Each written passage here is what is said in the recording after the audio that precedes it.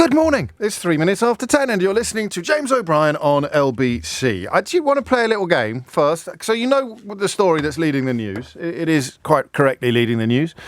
It is an important story. It affects many of us. It affects all of us. Just some of us very directly and some of us somewhat less so. It is Rishi Sunak's somewhat belated attempt to meet the pay demands of various unions, and the attempt has been greeted rather differently depending upon which sector you are looking at. Teachers, as you've heard, seem set to pause their industrial action. They were seeking just north of 10% and have received roughly half of that. Basically, these offers are between 5 and 7%. I know what question I'm going to ask you, but if you were in charge of the programme, what question would you ask this morning? Just text me, 84850, or tweet at Mr. James OB. Just a genuine, clever question based upon these conflicting or combined is a better word, these combined headlines. NHS unions fury after PM insists pay offer is final. Foreigners to fund half of pay rises. Sunak orders £1 billion cuts to fund pay rises for public sector workers, and pay rises for 1 million UK workers as Number 10 tries to end strikes. Actually, I'll give you the Daily Express front page as well because it's a pretty grim reflection of Brexit Britain. Fees paid by migrants will fund pay rises. So we find ourselves now in the frankly incredible position of having a government that is simultaneously telling us that we need fewer foreigners coming here, but also that they need to come here in order to pay for the pay rises of people in the sectors that are so crippled by vacancies that we need more people to come. You just couldn't make it up, could you? You don't have to. Pay relief but cuts pain on the front of the Mirror. And there you have it. So what question? And Sunak gives NHS strike doctors 6% final offer. So there's quite a lot of conflicting or combined headlines going on there, all of which reflect the same story, which is the government's attempt yesterday to meet the recommendations of the independent pay bodies that will see junior doctors, teachers, police and prison officers have their salaries for the current financial year raised by at least 6%, which, when you consider that junior doctors, their opening request or requirement was 35%, you have a slight indication of the problem. Do you know, I might do this more often because there is a sort of consensus emerging on why didn't he do this months ago? Why has it taken him so long to do this? Think of all the pain that could have been avoided and all the strife and all the strikes, indeed. Strife and strikes, strikes and strife that could have been avoided if he had done it sooner. Why has it taken him so long? Because the politics hasn't really worked. We discussed yesterday how they've not seen the usual demonisation of striking workers, whether it is in the private sector on the railways or the public sector, which were under scrutiny yesterday. And so that they haven't got any political boost out of it whatsoever. They haven't landed any punches on Keir Starmer by constantly accusing him of being on the side of the strikers, have they? I don't think that's particularly landed at all. And all they've done is have this terribly long, drawn-out process at the end of which they do enough, it would seem, at the first hurdle to keep at least the 4 teaching unions relatively happy. They've all said, all 4 major teaching unions have said they're ready to call off strike action.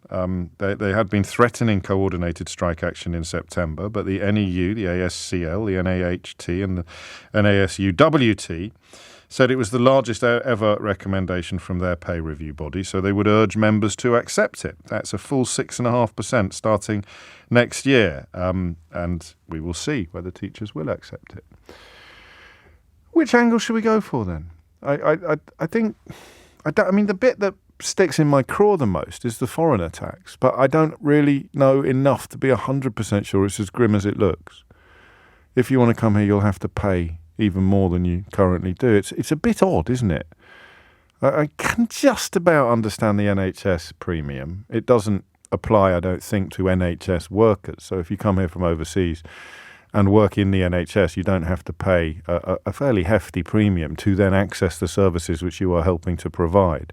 But that seems in and of itself unfair to me. I mean, does an NHS worker make a measurably greater contribution to the smooth running of society than workers in other sectors who don't get a dispensation from paying for the premium? I mean, it would involve, wouldn't it, people working in agriculture or food production getting cheaper food than everybody else who's foreign. I mean, this rabbit hole of xenophobia that we've been heading down since 2016 just gets twistier and twistier and twistier.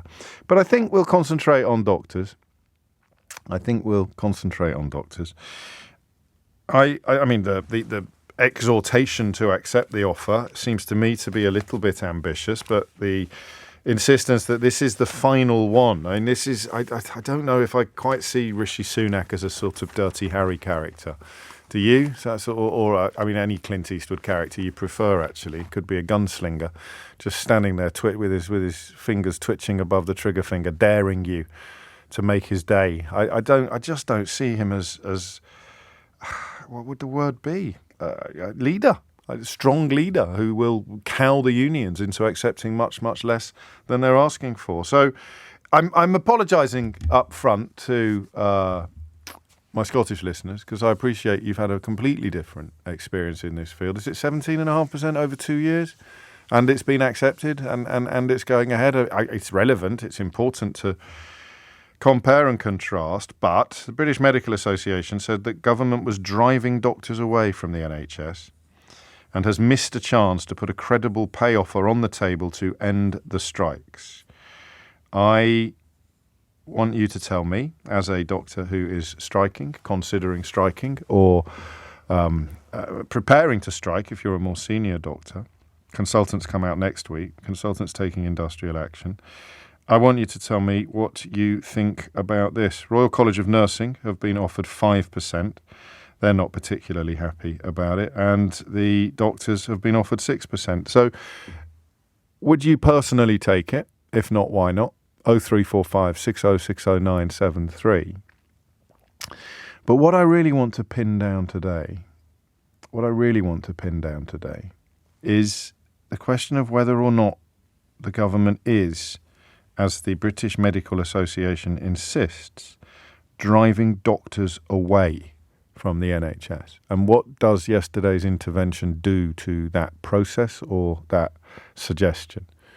I'm buying it, but the plural of anecdote is not data. So it doesn't really matter how many people ring me and tell me that they're thinking of leaving the NHS. And I can see the polling and I can see the statistics. But what interests me most is, as always, the personal experience and what this intervention has done to that personal perspective. Nobody likes being given ultimata, do they? Do we? We don't particularly like being given ultimata. Take it or leave it, is what doctors have been told. So I think the question I'd like doctors to answer first is, has he made it worse? Has Rishi Sunak made it worse for doctors? 0345 6060 973 is the number that you need. Is the government driving doctors away from the NHS? 0345 6060 973. And crucially, I think, has Rishi Sunak just made it worse? A 6% offer, which doesn't come close to what doctors were looking for. And as I understand it, the independent pay review bodies look at it in isolation, so they wouldn't take into account the doctors' contention that they have actually been seeing their pay cut in real terms for over a decade. Nowhere near current levels of inflation, any of these rises, but there's obviously a calculation, a gamble if you prefer, that inflation is going to come down. So they're all still real terms pay cuts, even if you get 6.5%. Inflation where it is now means you've got less income to spend in percentage terms or in real terms than you did last year or the year before. But that, again, is a pendulum that will probably swing back. What intrigues me most is whether or not this offer from Rishi Sunak makes you, as a doctor, feel more or less aggrieved than you did at the beginning of this week. Hit the numbers now, you will get through. 0345 6060 973. And I'd like to add to that. I know I'm giving you quite a lot of homework today, but I'd like to add to that the idea of £1 billion worth of cuts funding some of these pay rises. Who can look around the United Kingdom at the moment and think to themselves, yeah, it's all a bit flabby. There's too much money there. We don't need these. Got too many teachers in that classroom, too many nurses in that ward, too many ambulances queuing up to pick up people when they dial 999. What we need is some serious cuts. That's quite frightening, isn't it? So the plan seems to be to raise £1 billion from foreigners while simultaneously telling them that they're not really welcome here, and £1 billion from cuts to parts of the country that are already struggling. So that's part two. Part one, and you go all in on this if you don't mind, 6% pay rise. And I think you can tell what I'm interested in is the take it or leave it element. I suppose I want to ask you whether this is good politics or bad politics from Rishi Sunak. The doctors have public sympathy, but we're one day into a 5-day strike. The more people whose lives are disrupted and whose health is perhaps compromised by the strikes, the harder it becomes to sustain public support and public sympathy.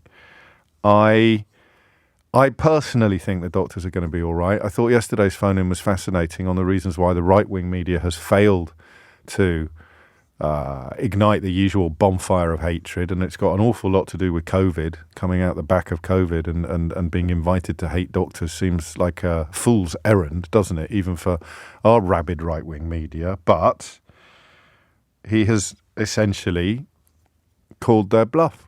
6%, take it or leave it. How does that reach you as a doctor? 0345 6060 973. It's 10:15. 17 minutes after 10 is the time. NHS unions fury after PM insists pay offer is final. Does this add to or detract from the sense that the current government almost sees doctors as their enemy? Couple of phone lines free, so be quick. Leslie's in Wimbledon. Leslie, what would you like to say? I'm just commenting on the cost of actually training as a doctor. Yes. And all of the things that they have to pay for. So I'm a consultant. I've got 3 sons who are doctors. Gosh. One who's a GP, one who's training as a GP. My husband's a consultant, and the other one's doing orthopaedics. So what percentage of the NHS workforce are you biologically related to? Do you know? A few. Yes, no. So basically, in order to go to university, like all students, they have to pay their fees back. Yes. But their course is twice as long. All of the medical exams, you have to go on courses in order to be able to do the exams. They're always £500. There is some study budget, but you don't get it all back. And they have to pay the GMC fees.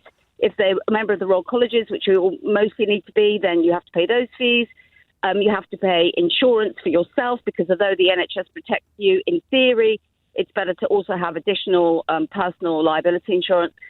And none of this is taken into account. I guess if you're really organised, you can take it back against tax. But the thing that really bugs me is the fact that the student loans have been running at 6% when the interest rates are really, really low. And I think they calculated they have to pay back something like $250,000 plus give up all their weekends, etc., etc. So and working in the NHS has become harder and harder in practical terms. So it's about quality of life, and it's about being respected for all of the effort that you put in to get to that point, to have the privilege to be able to save someone's life effectively. I mean, over the course of your career, you've clearly witnessed decline in every area that you've just identified, or things have got harder.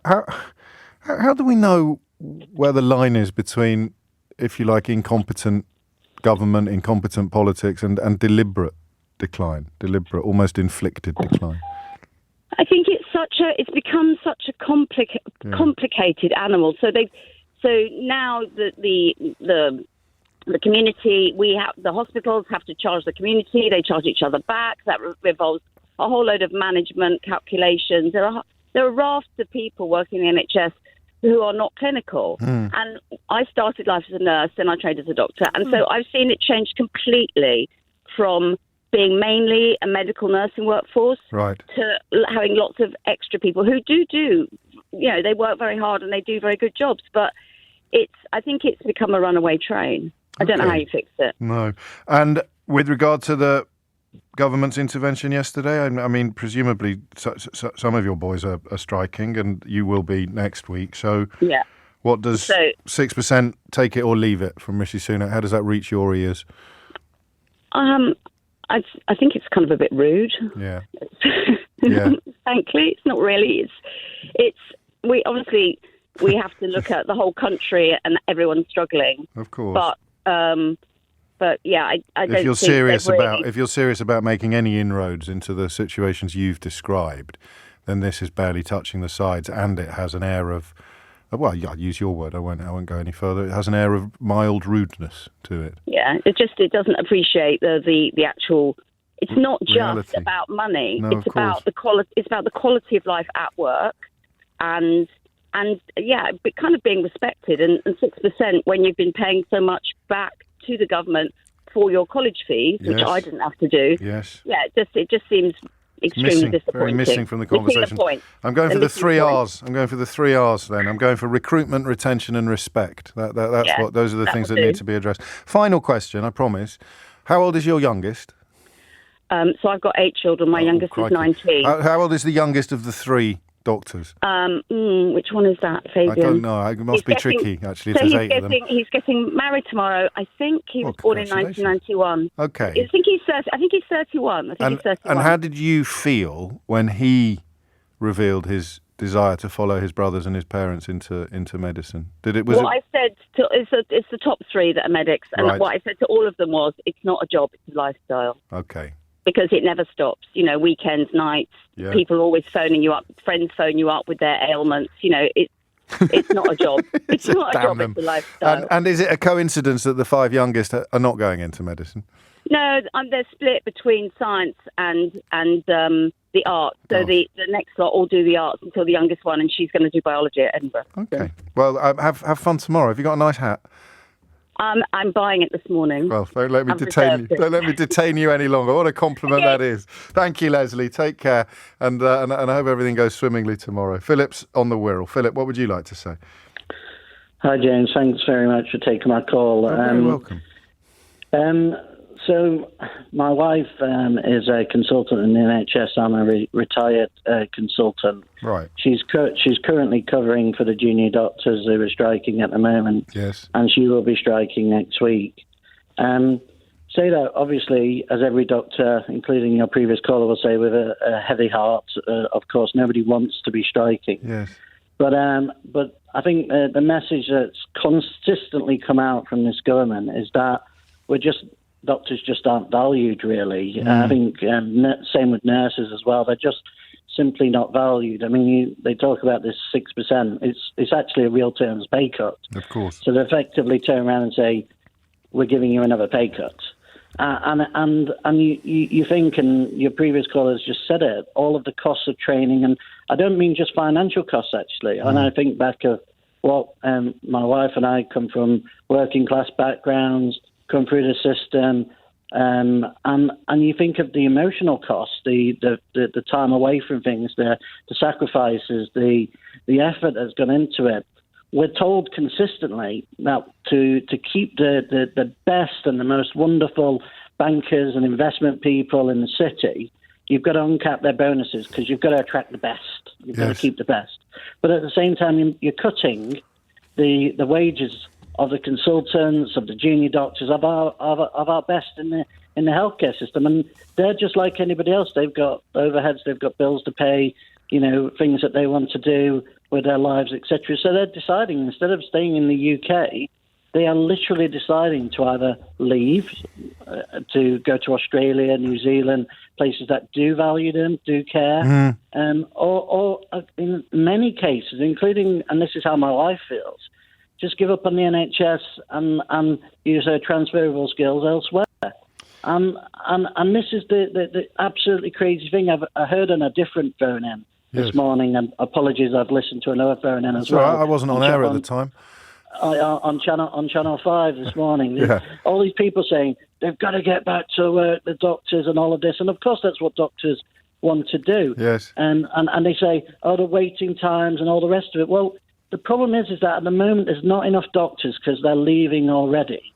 So that's why the waiting times are going up and up and up. That's why we're struggling already. That's why people are leaving.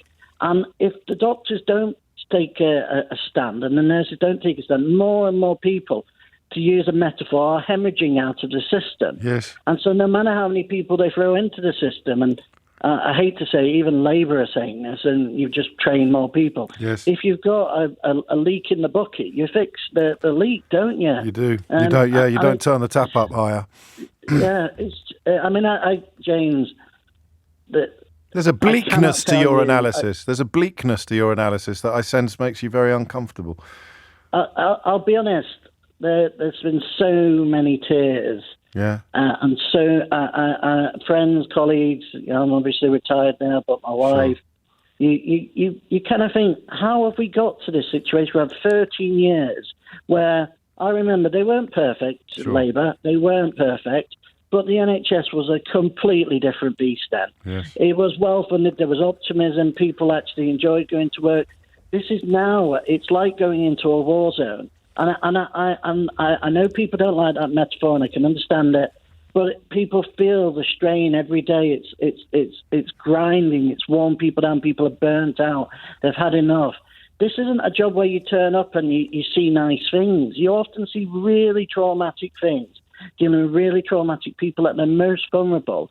And we should be respecting these people. We should be showing them we need you. We value them. Yes. But these Tories, this horrendous government, the worst government I can ever remember. Yes. Don't want that. They value they value Russian oligarchs, and they value rich people, and in the city, and bankers, etc.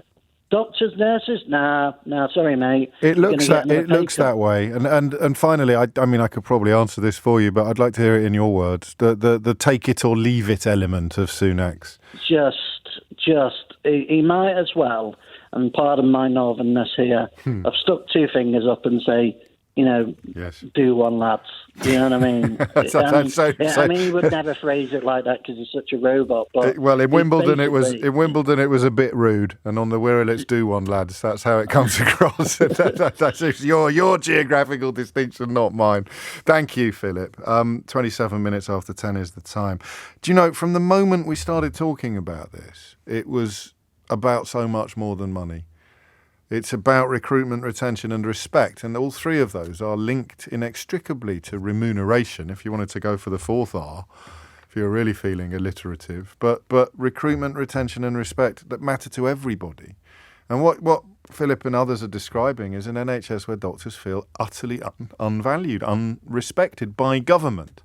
I think, I hope most of them bask in the admiration and gratitude of their patients, although that diminishes the harder the job becomes, because you inevitably, a temptation for many is to take out your frustrations on the person in front of you rather than the person responsible for ostensibly running the health service.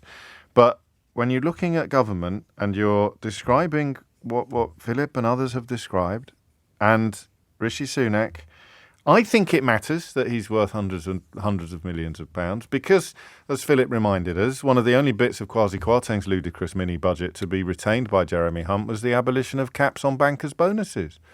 So they'll get rid of caps on bankers' bonuses, which I know it's private money. It's not comparing apples with apples, but it speaks of ideological difference. Oh no, you can't possibly have limits on how much bankers can earn. But then when it comes to doctors, well, here's 6%. It's actually a pay cut. Take it or leave it, lads. Put it like that. I mean, impossible. I fair play to Philip for listening or watching other programmes, but the ease with which you can get people to shout, they must go back to work without really understanding what they're talking about or exercising any empathy at all is what I think of as phone-in 1.0, whereas on this programme, of course, we reached phone-in version 3.0 some years ago, and we're heading fast towards version 4. It's coming up to 10:30. You're listening to James O'Brien on LBC. It's a bit rude. They flick the bird at us. They put two fingers up, is what Philip said. It's a bit rude, is what Leslie said. That element of Sunak's offer yesterday that got phrased essentially as take it or leave it. How's that reaching doctors' ears today, because the idea that they feel unrespected and undervalued, I think gathers pace with every utterance of the current Prime Minister. Holly Harris is here with your headlines. 33 after 10 is the time. Non-doctors are feeling a bit left out this morning. I do appreciate that. I mean, that's, of course, if you want to get involved. If you're just listening today, then the opinions of doctors are more important than anybody else's. But it does occur to me that you may not be a doctor and you may want to ring in and have your say. So what question would you like to answer? Well, here's the Secretary of State for Health, Steve Barclay, saying something that I can't quite get my head around. We're increasing the immigration surcharge. We're also looking at our budget in terms of some areas, for example, with underspends. And the immigration surcharge increase better reflects the increased costs of providing NHS cover to those who come to the UK. That is a fair and reasonable approach. And it's right, we also balance these significant increases for doctors in training, for consultants, for other medics across the NHS, with also our commitment to bringing inflation down. And that matters to staff within the NHS just as it does to staff across the whole economy. It kind of got a bit smuggled in that, didn't it? And it's, I think it's only about 500 quid a year, is it, for £470 a year? So that's going up. But by the time you've factored in all your visas and your immigration applications, £3,120 for a 5-year visa, there's I don't know. It just seems odd, doesn't it, for a government that's constantly demonising foreigners and describing them as unwanted to now say, oh, by the way, come here and pay for our public sector increases. So do tell me your thoughts on that as well if you want. But doctors, at the heart of the conversation today, Anthony's in Ealing. Anthony, what would you like to say? Hello, I'm a consultant radiologist, and I'm one of the lucky group that the Prime Minister is offering more money to, but only with certain conditions. So I don't know if you remember that Mr. Sunak and Mr. Barclay were recently doing a photo shoot with a cancer screening truck, where there's a scanner on the truck that goes around scanning patients to see if they're public. Yeah, that truck is run by a private company. So they do the scans on the behalf of the NHS, and a lot of cancer scans are done like this. But who's going to report them? Who's going to look at the scans? There's us, the NHS radiologists. So we get employed by them to look at scans on NHS patients, and it's not just screening; it's all sorts of cancer follow-up, etc. Yes. And I get 5 times the rate per scan via the private company than I do if I do it directly for the NHS. So I work 2 days a week for the NHS directly, 1 day a week for a charity, 1 day a week doing this private work, but on NHS patients. And the private day pays me 5 times more than any of the other days. Which allows you to subsidise your work for the charity. And that makes you quite altruistic, because you could do presumably 5 days a week if you wanted for the private company and be considerably wealthier than you are. Most doctors don't. Many of my colleagues will do a portion for the private company only. Yes. And that means there's money in the system. There is money in the system, but only if it goes via the carrot of let's join in with this privatised NHS that the Conservatives are slowly bringing in. That's one of the starkest examples I've heard, actually, of privatisation simply increasing profits for people in the chain, whether it's the shareholders in the private company that you describe, or whether it's you. And I presume that, when you're no longer at a premium, as it were, then the first place they'll start trying to cut costs. Oh, yes, that does happen. So when we first started this many years ago, I was getting a lot more, but there was very little work to do. As it got rolled out, the price per unit for me comes down. Yes, exactly.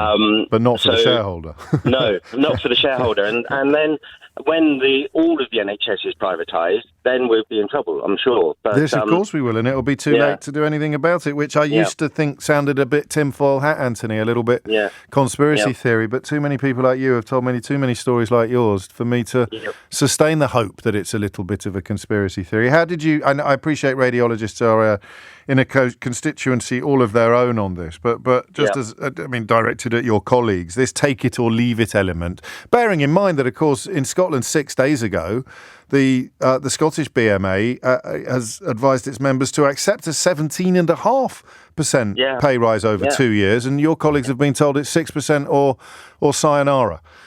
Well, I mean, they believe in the free hand of the market when it comes to setting, remuneration for everyone else. Yes. When you've got a skilled professional and there's very few of them, then you can't just say take it or leave it, because they will leave it, because we have so many other opportunities as you demonstrate on the market. Yes. And so this carrot and stick approach, the 6% is the stick, the 5 times the rate is the carrot, but maybe it's a lost leader, and eventually when we've all gone private, they'll then be driving the costs down afterwards. That is the fear, and it's a very real fear. In fact, it's a growing fear. Yes, of course. They've made a rod for their own backs, really, because I used to be a training programme director in Northwest London for radiologists. Yes. And back in 2010, we were getting austerity, we were getting training places cut, medical student places were capped, and they still are. Yes. And we were saying, look, if you opened up the med school places, opened up the training places, we would be able to train, obviously, more doctors. And by now, 13 years later, yes, you would have had a fresh cohort of eager doctors ready to take the 6%, because, there'd be more staff, and we wouldn't be such a rare creature. I mean, as with conspiracies, I'm often worried about things that look too simple. But what on earth was the rationale behind putting a cap on medical students? Do you know? Did you understand at the time? Do you understand now? I think it's this expensive to train a doctor, and so the £9,000 a year doesn't cover the whole cost. And maybe it was as simple as that, as short-sighted as that. We need to save a few quid, so let's train fewer doctors. We'll get them all from overseas, and then six years later. And my oldest 2 kids, them and their friends, we've got so many who are desperate to go to med school, right? And I've been trying to help them with their interviews and the sort of application tests they're trying to do, and very few of them get in because it's such a competition. And I had my children's friends go to Ireland or Europe to go to med school instead, because there just aren't the places for the number of people who still want to be doctors in this country. That's incredible, isn't it? I mean, that was my entry to this situation. Actually, was someone with 4 A stars who couldn't get a place at medical school, and I think they moved back home to Dubai, where their family lived, and trained somewhere completely different. And that's the point when Anthony talks about, if you like, pushing people away from consultant radiologists right through to nurses. Thomas has just been looking at a Polish job board describing jobs abroad. They're looking for nurses, paramedics and midwives in England with a starting salary of €2,200 a month. In Ireland, it's 2,700 straight away, even more in Germany, Switzerland and Sweden. And now we're increasing the visa application fees in this country. So although you may not be eligible for the NHS surcharge, I presume you're still paying for visa application fees, unless we're now getting an ever-increasing drive towards liberty of motion. There'll be so many exemptions that you might as well have freedom of movement, but it will be one way. And of course, if that's the case, if you don't have to pay these surcharges, then it's not going to raise the money that they need for the public sector pay rises. The more we talk about this, the more that the messes collide. The mess of the NHS, which sounds, under the analysis of people like Anthony and our other callers, largely deliberate now, right? I mean, you struggle to hang on to that slightly naive hope that it's more cock-up than conspiracy. It's sounding more and more deliberate the more we talk about it. But then alongside that, the new policy to fund public sector pay rises by taking money off foreigners. What on earth is going on? You think I'm exaggerating? I mean, this is Steve Barclay, the Health Secretary, babbling earlier this morning. We're increasing the immigration surcharge. We're also looking at our budget in terms of some areas, for example, with underspends. And the immigration surcharge increase better reflects the increased costs of providing NHS cover to those who come to the UK. That is a fair and reasonable approach. And it's right, we also balance these significant increases for doctors in training, for consultants, for other medics across the NHS, with also our commitment to bringing inflation down. And that matters to staff within the NHS just as it does to staff across the whole economy. Very strange. Thank you, Anthony. Robert's in Manchester. Robert, what would you like to say? Hi, James. I just wanted to say, or start by saying that I think I saw this kind of playbook coming a few weeks ago. Not that you needed to be a genius to see it, because I don't think you have to be a genius to see anything that this government does. No. But so a couple of weeks ago, it came out that the independent pay review body were suggesting that 6% might be what's needed for the doctors, and Sunak was saying, "Oh, that's absolutely not. There is no way I'm going to pay that. I must take a firm stance and all the rest of it." And then, and I said. When it comes down to it, he will look like he's acquiesced and gone, okay, I'll do the 6%. So a 1% increase from their original 5% offer. Exactly. And then in that, what you're saying is we will go up 1%, and I need the junior doctors to come down 29% in their ask. Like, how unequal do you want this to be? It's a really good point. And then throw in Scotland, which, 6 days ago accepted 14.5, I beg your pardon, 17.5 over 2 years. And you get an absolute debacle, really, don't you? Well, and the BMA said, just before these latest strikes started, they came out and said, look, give the same offer that you've given in Scotland and we will stop the strikes and we will have a chat. We'll suspend the strikes, which is what they've done in Scotland. Yeah, and they just went, no, 6% is it. I mean, this is me being bad, but the absence of the Scottish comparison from all of the coverage in English newspapers is no accident, is it? No, absolutely not. Obviously, there's a lot about pay going on, but the pay itself is not about wanting loads more money in your pocket. The pay situation is we need more doctors to stay, and they're not staying because they can go elsewhere and get more money for less work. So that it's more about that than people wanting kind of hordes of money. But when you talk about respect, James, if I could just give you a quick anecdote. Please. I could give you a million, but it's very hard for the outside world to see how possibly, a lot of people think, doctors are respected, but it's the way we're treated in work that now feels so different a decade later. And I had a poor Foundation 1-year doctor who's the kind of first year out of medical school. This was a year ago in a team, and she had contacted her team in advance and said, I'm really sorry, I'm getting married on this bank holiday Monday. If I could not be on call on the Saturday and Sunday before, I'd really appreciated it. She contacted them 5 months in advance and said, that's what I need. She turns up for work. Lo and behold, she's on call on that Saturday and Sunday. And what happens is they say, well, you need to try and arrange a swap. You have to sort that out yourself. Really? That's what the managers say to you. And she tried to organise a swap, but people were on nights or whatever they were doing, and she couldn't arrange a swap. And so she went to them and said, I'm really sorry, I can't arrange a swap. And they went, well, you just have to work it then. No. And she was like, oh, okay. But she was just out of university. She was like, I guess I've got to work it then. And I was looking at her thinking, how disenfranchised are you already with medicine? Yeah. That you've walked in and you are so disrespected that you'll be like, well, get on, crack on. And the week-on calls are like 28 hours. They're 14-hour shifts each day, and they are really, really tough. And then you're going to get married on the Monday morning? That's incredible, isn't it? That you have a life. That's incredible. What's changed there? How has that happened? Is that atrophy? Is it attrition? What's happened there from when you were her age? I think the devaluing has come through almost kind of segments, degradations, very slow. When you say, if I'm going to sell you Z, I'm going to have to give you the rest of the alphabet first. Yes. I think it's come through that process. I haven't said that for a while. Thanks for the reminder. No problem. It is, isn't it? Because, you've gone through all of the 25 letters before you get to Z, so you don't notice what a massive difference there is between A and Z. But if you're in it, you kind of feel it. And if you've spent all your money, training up a doctor and it's been expensive, then protect your investment. Well, that's the bit that makes no sense, does it? As you say, the free market imperatives that are in place apparently in all of their ideology here go out the window. What do? You pay for the best, and you pay to retain, and you respect to retain. They're linked, aren't they? Inextricably: recruitment, retention, respect, and then remuneration. You tie them all together to create a secure and happy workforce, which you're not going to be if you've been told that you've got to put in a shift the night before your wedding. Thank you, Robert. You made me a little late for this, which is a compliment to the quality of your contribution. And thank you for the work that you do as a junior doctor.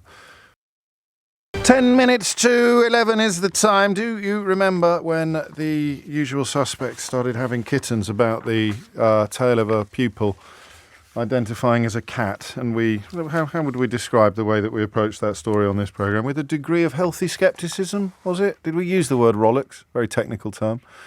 So you would expect, wouldn't you, that all the people who dedicated pages and pages of newsprint and hours of broadcast to telling you to be terrified about a school where a pupil was identifying as a cat, you'd have thought they'd be all over the follow-up to that story, which has been prompted by Kemi Badenoch sending an Ofsted inspector or calling for an Ofsted inspector of the college in East Sussex. Ofsted inspectors went into Rye College after a complaint by Kemi Badenoch. So all the cat people would presumably be queuing up to tell you the results of that investigation. No, that inspection.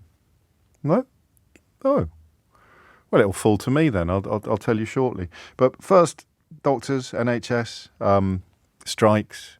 Where are we? What's going on? John's in Liverpool. John, what would you like to say? Hiya, James. Hello, I just want to say, James, thank God for a presenter like you that can give us people on the street an opinion. Well, I hope so. Thank you. I'm not putting myself down here, James, and I hope I'm not putting anyone else down with mediocre job. But I'm in a mediocre job, and I can earn more than a junior doctor or doctor, and it's absolutely disgusting how they're treated. That's interesting. So, yeah, I mean, how old are you? Do you mind me asking? Yeah, I'm 60 odd, James. Let's put it that way. No, fine. That's what I thought, because you're looking back to an era where it would have been unthinkable that doctors would be on £14 an hour, while in the private sector you would, not in medicine, but you'd be able to get more than that for doing something. I don't like the word mediocre. I understand why you've apologised to people for using it. But I do apologise. It's not. Let's just say it involves probably considerably less expertise than being a blooming doctor. Yeah. I just can't understand this country, James. I cannot understand. And then you said something before about the unions saying they want to agree and let the doctors go back with the 6%. Yeah. What have they been fighting all this time for then, James? I know. Just to give in again. I know. Just to give in. That's the bit that is contemptuous. I mean, with various descriptions of it. Philip said it was like flicking up two fingers. Leslie said it was a bit rude. But, you play in the Scottish deal, which is more than double. It's pretty much triple what English doctors are being offered. Scotland just got 3 times as much. And Rishi Sunak stands there in his grown-up shoes and says, take it or leave it. It is not right, is it? It just feels wrong. Well, that's what you're describing. It feels wrong when you look at the broader employment market. Yeah, as a city, and now talking to you, James, and I do apologise what I've said before. I know I've gone back on that before. No, don't worry. I sit here, James, and I'm thinking, hold on. How can I earn more than a doctor that's saving lives every minute of the day? I just can't get my head around it, James. And I do thank you very much, mate, for the way you let people like myself come on and fulfil his opinion. Well, it's entirely mutual, John, because I'd be absolutely finished if you didn't. So thank you for the kind words, but thank you even more for the contribution. 10:54 is the time. You're listening to James O'Brien on LBC. Take care, John. Thank you. Zach's in Edinburgh. Zach, what would you like to say? Hi, James. Thanks for having me on the show. Big fan. Good man.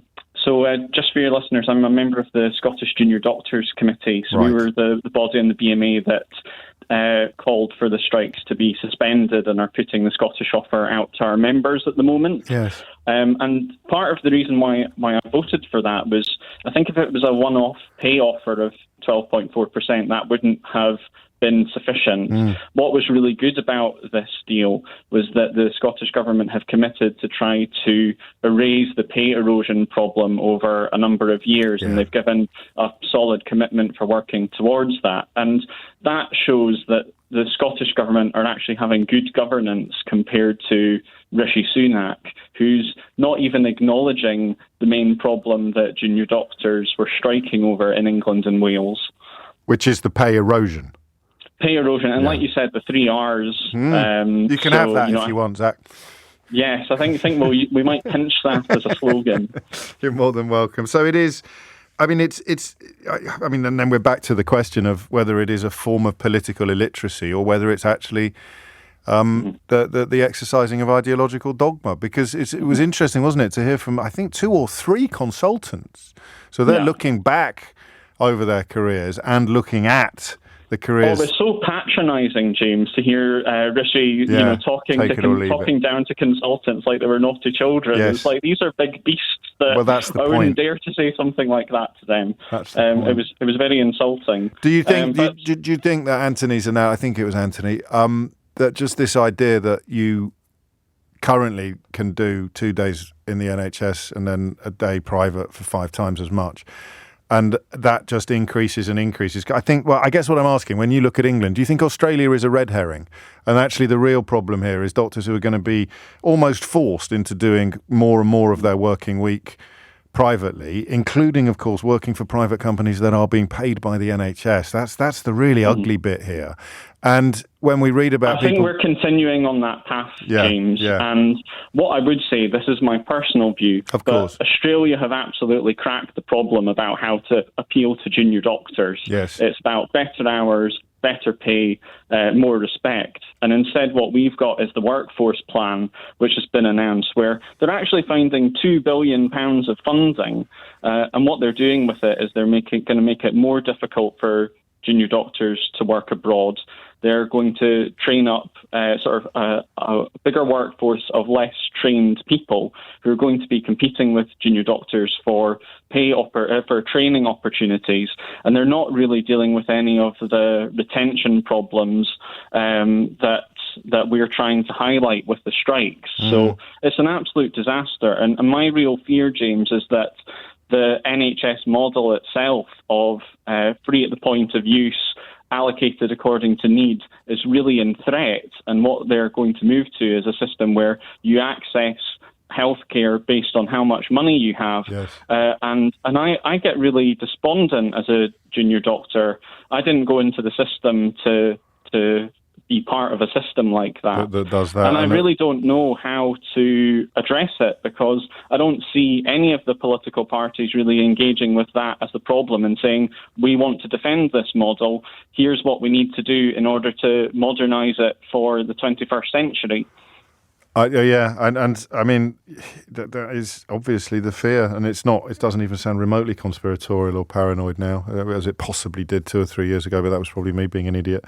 How many people, Zach, and this is a completely unfair question, how many people relying on London-based media for their understanding of the junior doctor strike in England, how many do you reckon knew, in percentage terms, about the deal that you've secured for your members in Scotland? I'm not sure how many of them really know what the deal is. Why don't I say? So they've said 12.4% as a one-off pay offer this year, which is a real terms pay increase. It's not much. It's not full pay restoration, but it is decent, and I think junior doctors will vote for it. Yes. But there's other points to the deal. They're opening up the contract for full negotiation, so the BME is finally going to be able to make progress on some of the pay conditions which, people have been talking about on your show. And more than that, they've committed to the next 3 years of inflation-linked pay increases as a floor, and then on top of that, they're going to they're entering negotiations with the aim of erasing pay erosion over the next 3 years. And that's what you do when a reasonable workforce are bringing up reasonable points of view that they're not happy with. You sit down with them and try and engage with the problem. Rishi Sunak's not being entrepreneurial if he thinks he can cut his way to a more efficient health service. That's the point, isn't you it? Have to invest your capital. They're not even dancing to their own tune, ideologically speaking. Until you bring in the rather sinister subtext. Zach, thank you. And that is why, of course, you're not seeing any of this in the... And listen, I use myself as an example of the problem and the failure. I had to check because so many people yesterday pointed out to me, mostly politely, that I was ignoring Scotland. I did a little bit of homework after the show, and then when we come on air today, we know exactly what's going on in Scotland, and it makes an absolute mockery of what's going on in England. The Scottish Government settlement with the BMA, albeit that it is not yet signed, sealed and delivered, is roughly, in terms, triple what is on offer to English doctors.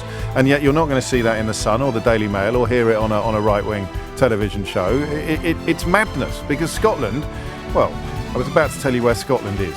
That was probably unnecessary.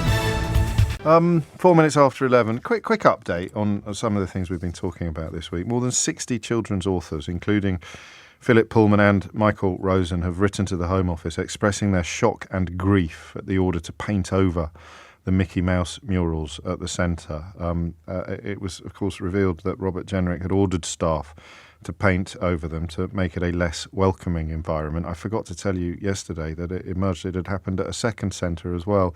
Meanwhile, Robert Jenrick's ludicrous lies that it was done because of the age of the people coming into the centre continued to go unchallenged in some of the interviews he did this morning, but thankfully not all of them. And the other story I thought was worth bringing you up to date on was the story of the cat pupil. Do you remember the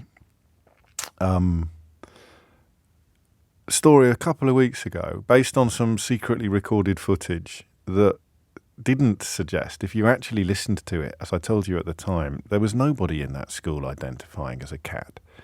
It's a myth that had been imported from America. There's a whole section on Wikipedia about claims that litter trays had been introduced into American schools. And I mean, it took me a while to work out what was going on. It's all about transgender issues. So what it is, it's designed to create the idea that if you believe you were born in the wrong body, then that is exactly the same as someone believing they've been born in the wrong species. It's a way of denigrating transgender pupils. It's a way of saying, well, if you want to identify as a boy or as a girl, you might as well identify as a cat. It's not unlike what Charles Moore said when equal marriage legislation was introduced, and he suggested that it would probably lead to a place where you could marry your dog. It's just grim, nasty rhetoric. But that one got under the wire, didn't it? That one got smuggled in because a lot of people probably just thought it was evidence of how crazy the kids are these days. But it wasn't. It was a deliberate part of anti-trans posturing. Well, of course, it wouldn't be anti-trans posturing if it was true. If there was an actual pupil identifying as a cat as a consequence somehow of gender politics in the classroom. So that's why Kemi Badenoch, the Minister for Women and Equalities, called for an inspection. She issued a complaint and called for an Ofsted inspection after the media coverage of those pupils arguing with a teacher, with one pupil appearing to claim that a student identified as a cat. Now, I don't know what Kemi Badenoch's personal intelligence is, and I know that when prejudices come into play, sometimes intelligence can be the first casualty, but anyone who listened to that tape would know that it was a load of old horse manure. It was a load of old hogwash. Oh, well, at least that's what I thought. Anyway, Ofsted have gone in now. They've done a snap inspection at the school, and they say the concerns relating to the teaching of relationship, health and sex education that led to this inspection do not reflect pupils' normal experience at the school. It's got a glowing report. Pupils are taught, this is the lead inspector, how to debate contentious subjects. Most pupils learn to do so respectfully and maturely. The majority of parents were impressed with how the school handled complex issues and reflecting the views of many other parents. One commented, Rye College is a great school. My child is very happy, feels safe and is supported by teachers. The school were diplomatic. We welcomed Ofsted's visit as we were confident in what they would find and in the conclusions they would reach. There is absolutely no suggestion anywhere that any child in the school identifies as a cat or any other animal. So you'll just have to ask, well, if you get the chance, all the people that were telling you about, including the strictest headmistress in England, or I forget her exact job title, absolutely adamant that this was all completely true. I mean, literally all it took is a quick Google search and you'd see that it is imported from the sort of evangelical far right in America. So, as ever on this programme, if you want to know the facts, stay tuned. And of course, yesterday we gave you the facts before they actually happened. I'm still delighted by that little moment. If you weren't listening, I said to you at about 11:05, Boris Johnson will shortly be claiming that he's lost the code to get into his phone, and that's why he can't hand his WhatsApp messages over to the COVID inquiry. And 36 minutes later, it was reported that Boris Johnson was claiming that he'd lost the code, forgotten the code to get into his phone. And I'm now told the story has moved on even further since yesterday, and they are confident they will be able to access the phone, which is what my callers told me would happen. Yes, so we predicted the story, then we predicted the postscript to the story, and in order to predict the conclusion to the story, you'd have to know what was in the WhatsApps. And yesterday's suggestions were that they were pretty hairy, potentially. We shall see. Anyway, probably shouldn't have done that. I'm going to let you in on a little secret now. If I do that at the top of the hour, if I go off on a bit of a tangent, a little bit about the murals in Dover, a little bit about the cat pupil in Kent, if I do that at the top of an hour, it messes up the dynamic of the phone-in. Because you don't know what you're supposed to be ringing me about now, do you? And it's already 9 minutes past 11. So this, historically, makes for quite a poor phone-in. I'm going to level with you. In fact, I'm not even sure why I went off on that particular tangent. Normally, I'd wait until about 20 past. You know, we've got the subject up, couple of calls, switchboard's full, everybody's happy. Oh, let's go off piece now and do a couple of the other stories that you thought were interesting this morning but didn't think would merit an entire phone-in. So I mentioned that just by way of getting my excuses in early, because I think this is really interesting and I would really like you to talk to me about it, but I don't have a particularly complicated analysis to share with you. I just think it's grim and weird that the government is calling upon foreigners to fund the public sector pay rises. I think it's grim and I think it's weird, but I would like to be wrong. This means that the government policy for pay rises is essentially that they will be largely funded by people who don't currently live here. To have a think about that. The NHS surcharge in particular, which is going to go up from £470 to £776 for students, and from £624 to £1,035 for everybody else. That's a 66% pay rise. This is for most foreign people hoping to temporarily live in the UK for more than 6 months. So that is the policy. How are you going to get the money to fund the pay rises? Well, we're going to take it off foreign workers and foreign students. I just think that's weird and grim, but I would like to be wrong. And then secondly, there's going to be big increases in foreign visa fees. Now, if we don't know much, as we pontificate about these issues in our London studio, if we don't know much about what the doctor's situation was in Scotland, which makes a complete mockery of the Westminster government's offer to the BMA yesterday, then it is probably fair to say that we don't know an awful lot about what it's like to actually come here from overseas and now pay for visas. And it doesn't make sense to me that at a time when sector after sector after sector is screaming for more staff, we're putting up more barriers to people coming here. So we're putting up moral and rhetorical barriers. The political narrative is one of negativity. The so-called new Conservatives were talking only 2 weeks ago about how they should stop bringing in anybody from overseas to work in care homes because British people who currently don't work in care homes and have expressed no ambition whatsoever to work in care homes should somehow be compelled to work in care homes. One of the stupidest policies you've ever heard, but it'll probably get you a job on GBBs by punting that up the flagpole and seeing who salutes. So we've got the moral and rhetorical negativity in place to dissuade people from coming here. We've got the economic negativity in place. The offers that you will see in any sector, from lorry driving to healthcare, will be higher in other European countries. So if you were thinking of coming here from another European country, you would think twice. So what we're really going after is the people who aren't allowed to work in other European countries, because you can control your borders when you're in the EU, so who could perhaps be tempted to come here. And on top of paying income tax and national insurance, we're now going to ask them to pay a premium for the crime of being foreign. And these are profits, remember. That's the point. This is not bureaucracy. He's let the cat out of the bag a bit here, Rishi Sunak, because if you're going to defend surcharges for foreign students or foreign workers, you could perhaps defend it on the grounds, well, it costs a lot of money. There's a lot of paperwork to do to control our borders. There's a lot of paperwork to do to get people visas. But he's now saying we're going to use the money to fund public sector pay rises. So this is profit. This is literally saying we're going to make some money out of these foreign mugs and we're going to use it to pay teachers. Despite the fact, of course, that they'll be paying the same levels of income tax as everybody else in the country is in order to fund things like education. So what did I say? Did I say weird and grim? I think I said weird and grim. Those are the two words that I'm going for. Sounds like a terrible firm of solicitors, doesn't it? Weird and grim.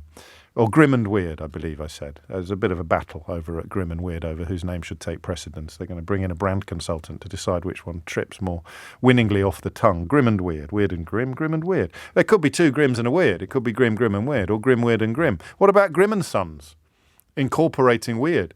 I don't know. But I find it a grim and a weird policy, and I am not, as I mentioned, inflicting a lengthy analysis upon you. I am, however, warning you that when I spend 10 minutes at the top of an hour talking about something completely different, it does sometimes impact upon the quantity, if not the quality, of the calls. So that's a call to arms. That's a heads up. I just want to know what you think about it. I'm not in the mood for a scrap. I'm going on holiday at the weekend. But the idea that foreign people should pay for public sector pay rises simply because they are foreign, regardless of what job they're doing, how much tax they are paying, or what sectors they are helping, seems to me to be, I'll say it again, grim and weird. And I can see a justification for it at a bureaucratic level. If I'm applying for a passport, I pay because the passport processing people have to be paid, right? But this is pure profit. They're doubling. They're putting it up by 66%, not doubling it. And I also want to know from people that have been through it what the costs are. How much does it cost to come here now? Because I don't think we've had that conversation for a long time. And I just want to put numbers on the story. How much does it cost to come here now? And I don't know whether people listening to this will be able to comment on how likely the new policy is to actually deter people. But we seem to me to be at least flirting with the idea that we are simultaneously now, the government rather, is simultaneously telling people that they're not welcome here, while also telling them to please come here and pay a special foreigner tax so that we can give a pay rise to our teachers. That's why I say grim and weird, or weird and grim.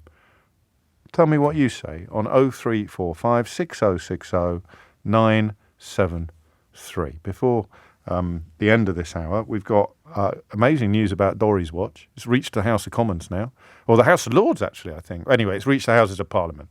I'll bring you up to date with that if I remember, before home time today. 11:18 is the time. You're listening to James O'Brien on LBC. Grim and weird. That's just my gut reaction to a story about charging foreigners more money to live here and indeed to use the NHS. Not even to use the NHS, actually, to have the right to use the NHS. You come for 6 months, nothing ever goes wrong. You never go and see a doctor. That'll be £1,035, please. What do we think about it? And also, what is the reality of this on the ground? I don't have any skin in this particular game, but an awful lot of people listening will. Norman is in Epsom. Norman, what would you like to say?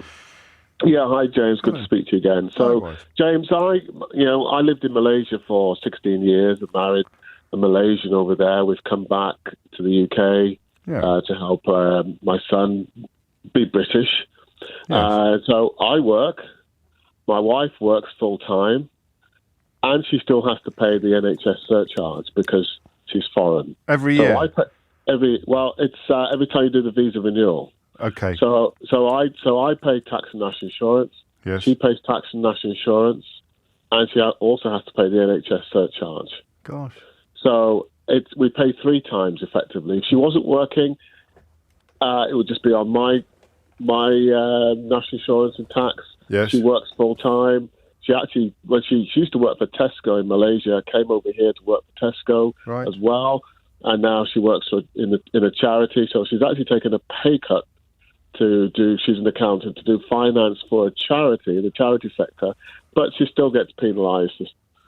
How much do you pay in total for visas? And do you know? Oh, I can't remember off the top of my head. Ballpark. I know we're going to have to go.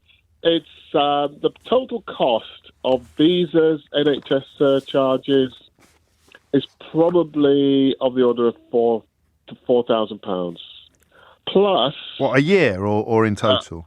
In total, so it's every 2.5 years. Every 2.5 years. Yeah, until you get permanent right to remain. And how long does that take? When will she get that? It takes 5 years. Okay, and that's quite tricky as well. That's going to be a lot of paperwork. It's quite tricky. So So when we first did it, we're both smart people. Yes, clearly.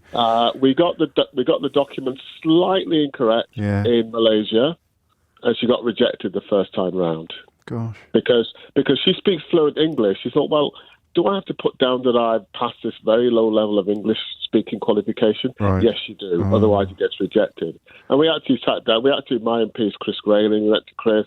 He said, "Yeah, it's an obvious case of computer."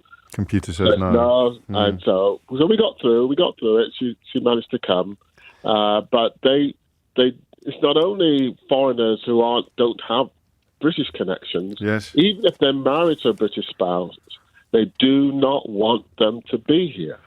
So and yet they need to be here to fund these public sector pay rises that were announced yesterday. Pay these services. They also work, contribute. So my wife's an accountant. Yeah, you said. And I don't get it really. Is it? I mean, is it the difference between rhetoric and economics? So we want to create the rhetoric. We want to be able to tell people we're making it really hard for foreigners to come here, but we need them to carry on coming because we need their money, and we're going to start taking even more of it. I can't see any sense in that. I think there's a shift. So I think the original hostile environment and making it difficult was the original intent. Now they recognise there's a pool of funding that they could go after. It's bizarre, though. So you've got this secondary effect now, which is let's make some more money. So not only do you pay to get the documents right, we use a lawyer now every time to go through the documents. That costs you even more money. That costs you even more money. Because you dare not make one tiny error on the form, they'll throw it out. Because then you're back to the back of the queue. I mean, you've given us the logistics of it, Norman. What about the emotions? What about the fact that your wife is rendered a second-class citizen in her husband and her son's home country? She quizzes me all the time. What are we doing here? Aye. The weather's awful. The country's in a terrible state. It would be much easier going back and living in Malaysia. Malaysia, as so-called, I would be a so-called expat. Yes. So I would have quite an easy time there. She would be very highly paid there and respected. I could play, What do you say to her then? All day, every day. I say, for our son, it's probably still better for him to finish his schooling here, get educated here, and once he's hopefully gone to university, so then we can think about splitting our time or retiring or going or doing something else. But it is a challenge where strange, isn't you it? can possibly see, even in so-called developing countries, life could be better than it currently is in the UK. Well, I mean, so many hurdles are being put in front of people. Yes, and I mean, I think the poorest people in this country are poorer than they are in comparative economies. But as you suggest, economies that were behind us by some distance not that long ago are rapidly becoming more attractive places to live for many people than here. And then, of course, you've got the individual experience as is embodied by your wife and her, I think, very pertinent question about what are we doing here? They're making it clear that they don't want us, but they're now rinsing us of ever more money for the crime of being foreign. And I use that language advisedly because, it's very emotive language, but I can't see how else. You could be paying top-rate tax. She probably is as an accountant, professional, top-rate income tax, national insurance, and yet you've got to pay more. We've got to pay to be here, and then you've got to pay in case you need the NHS. It's quite odd. It is odd, weird, if you prefer, and grim. Jazz is in Newham. Jazz, what would you like to say? Hi there, thank you. I'd just like to say I don't think it's weird because I can totally imagine a Daily Mail reader, conservative voter, sitting in a pub, cheersing this, lifting their pint and we're going, seeing that lot, that lot over there, that come over here and take our jobs, we're going to make them pay more. Yeah. and we're going to punish them. I guess I meant weird in terms of logic or economics, not in terms of. I see the appeal of what's the policy. Oh, it hurts foreigners. Oh, I like it. I get that, mate. I'm not completely stupid. It's just I think the economics of it, but we're talking about this government, so I think economics. Let's push that to one side because I don't think they work on economics anymore, which is shameful. I think they're just working on emotion and what lands well with certain people. It has to do a little bit of both because I think we can agree on the emotive nature of, it's the opposite of what we feel or what Norman and his wife feel, the idea of deliberately and unnecessarily hurting foreigners, in this case financially, it will offend some people, and as you remind us, Jazz, it will delight others, and increasingly I think it's impossible to resist the idea of those others being the ones that Suella Braverman and Priti Patel are courting when they talk about Rwanda and just hurting foreigners regardless, and yet this needs to raise money. But in many ways, it's a deterrent. So that's counterproductive. That's the bit that's weird. Do you see what I mean?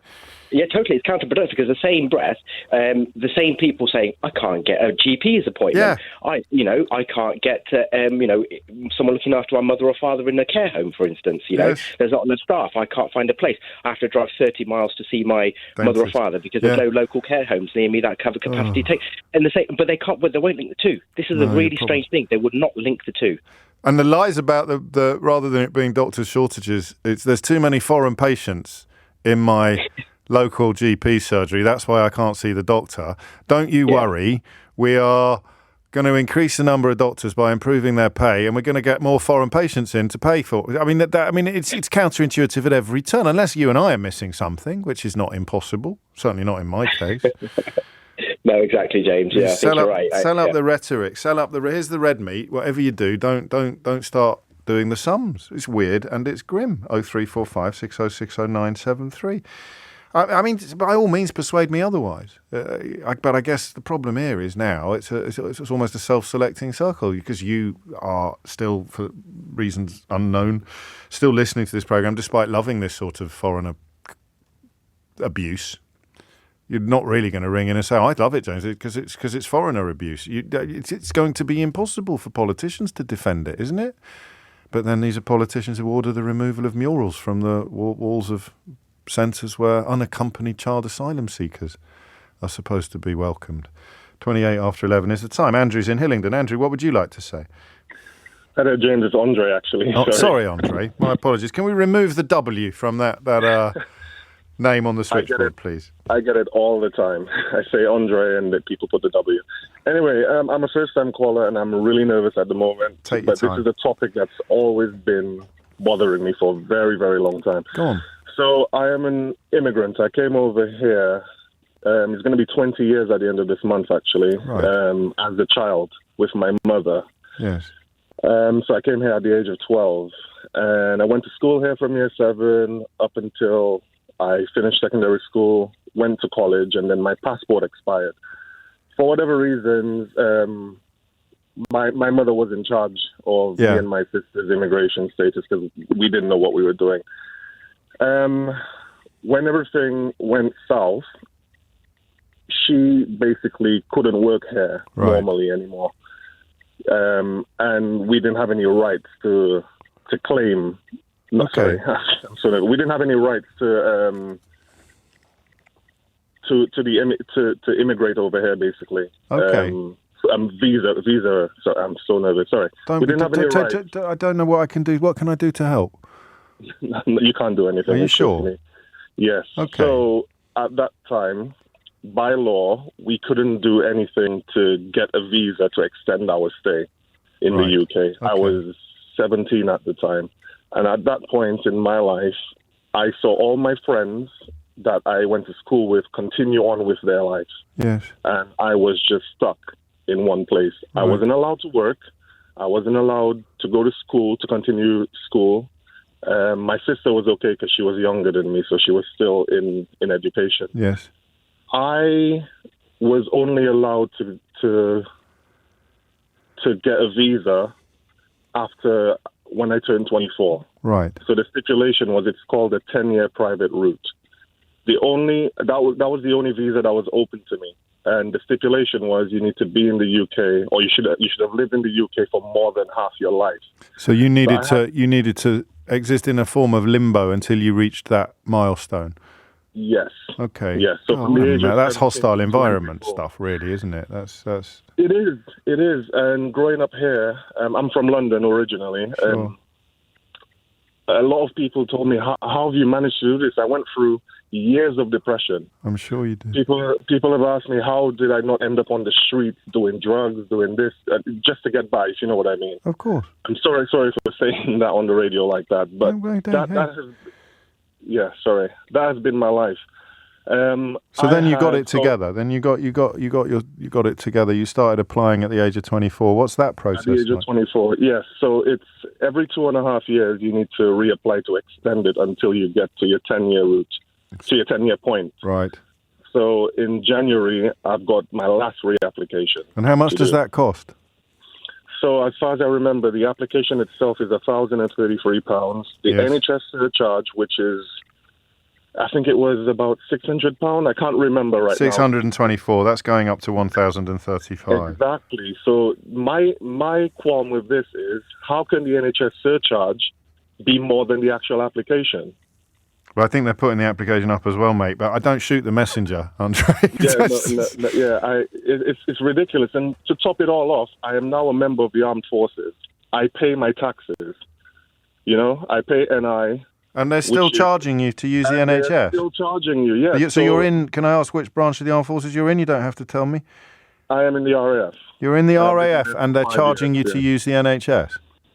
Yes. And there's nothing that I can do about it. I'm so sorry.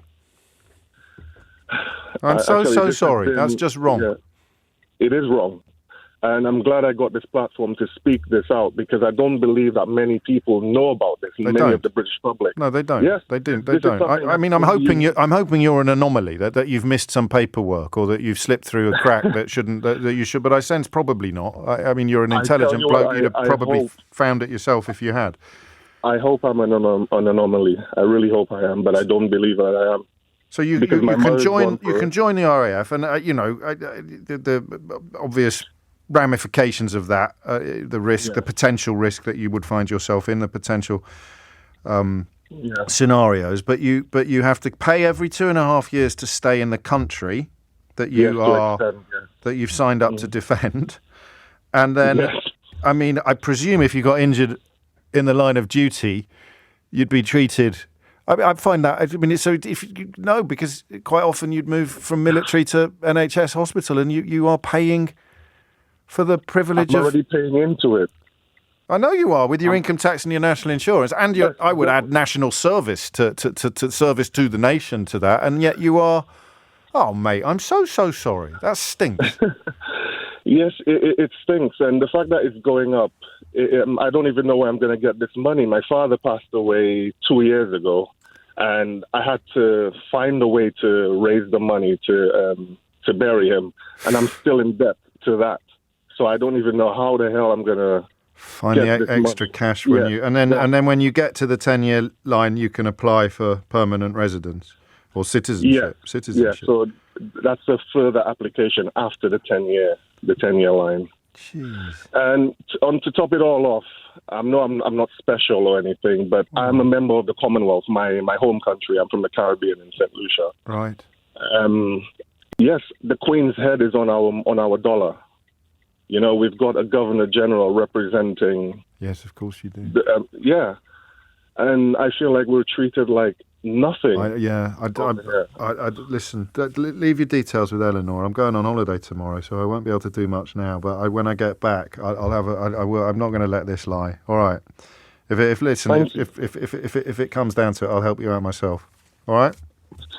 I know that you won't like that and you won't want that, and that's not why you rang in. But I'm not going to let that lie. No.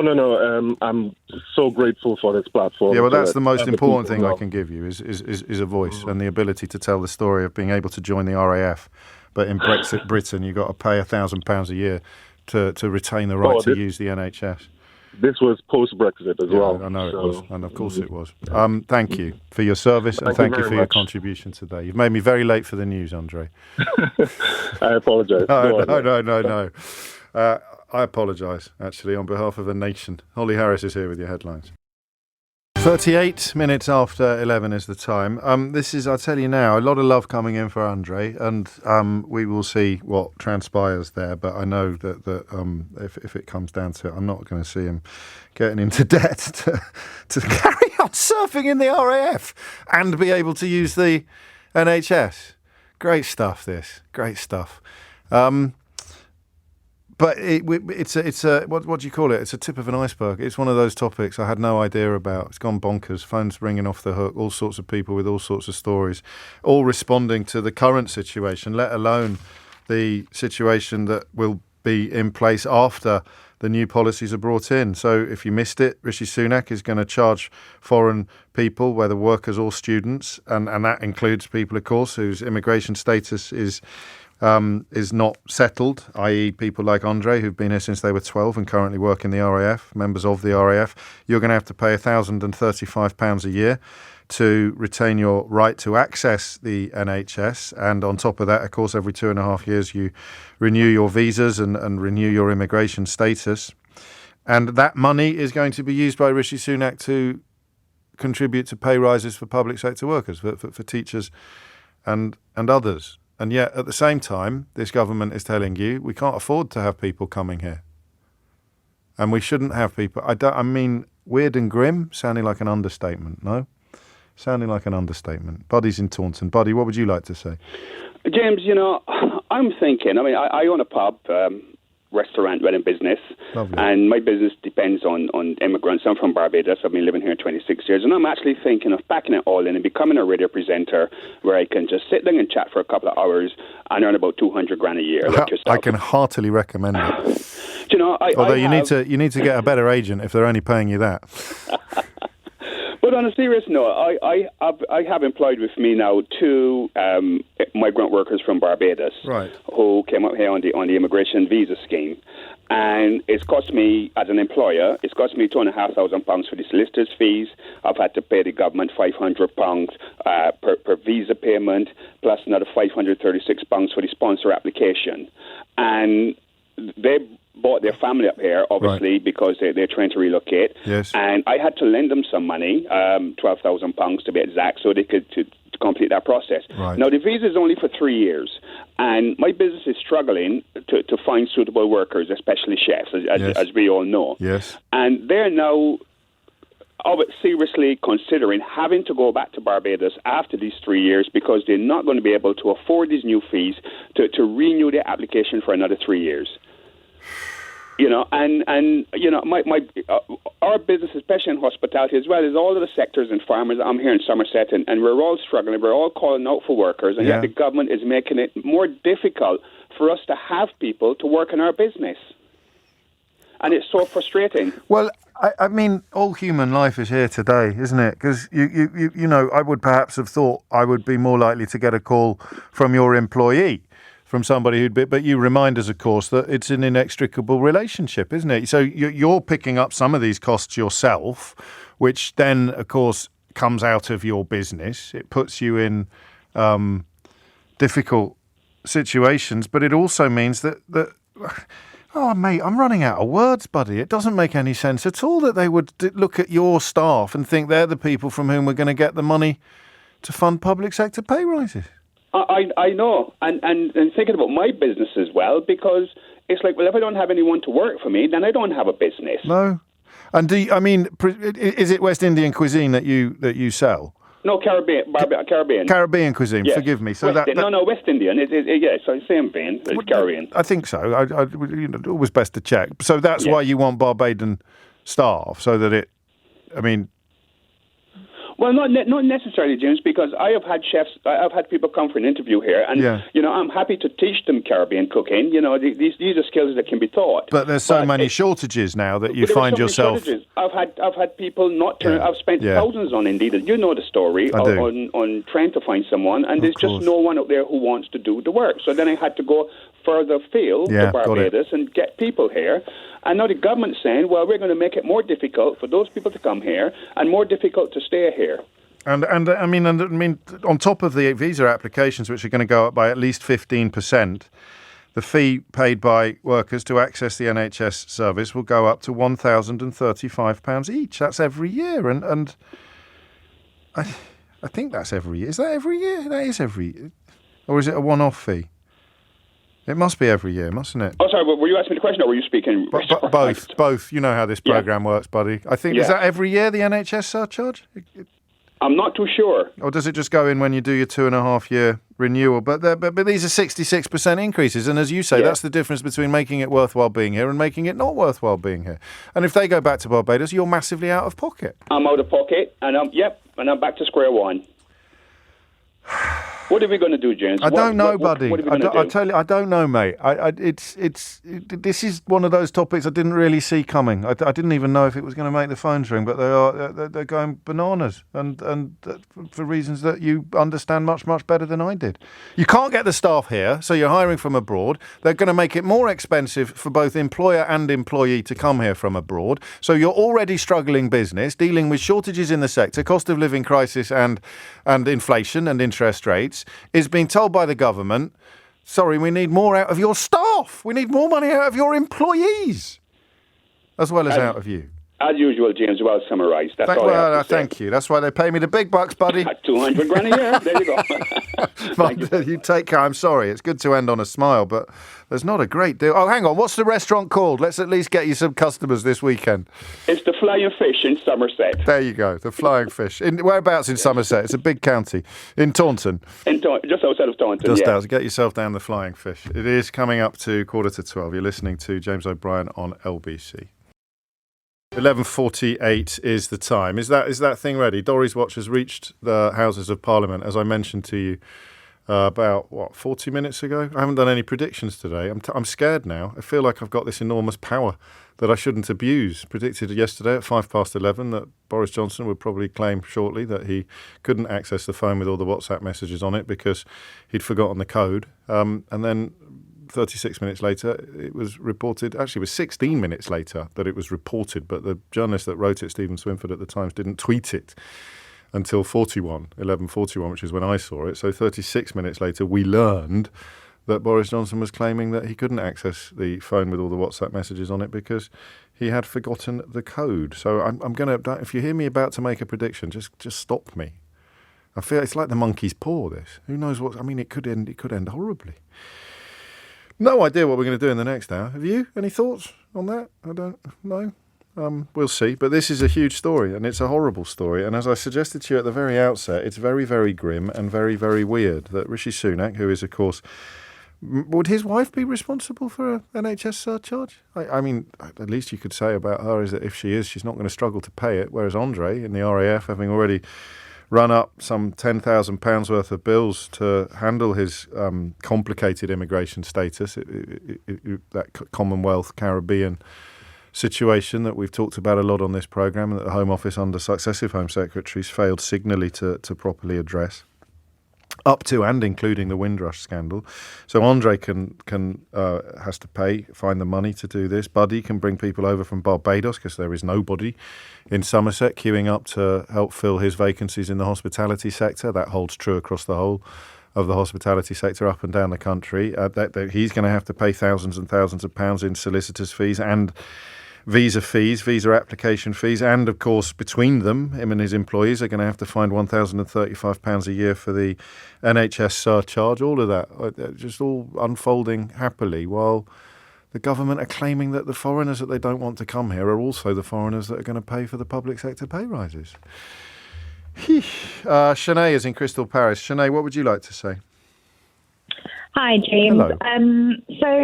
My husband actually has a British passport. His family are originally from here. Right.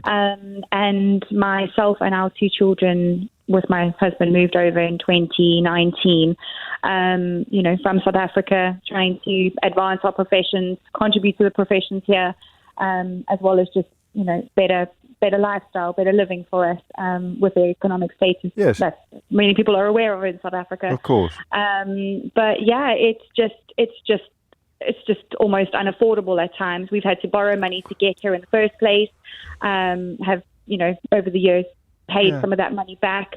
But the increase in the fees is just How much do you think you've spent? How long have you been here, if you don't mind me asking? So we have been here for 4 years. And how much do you think you've spent over that period? We probably spent about £13,000, £14,000 so far. And how much of that goes to the Home Office, and how much of it goes to solicitors? That is everything that's going. That's visa fees, IHS. So you're doing all the paperwork yourselves? Yes, yeah. So we did use an immigration lawyer when we first moved over, but we haven't included that fees in it. Right. So yeah, that's literally, we renewed our spousal visa and dependent visa in February.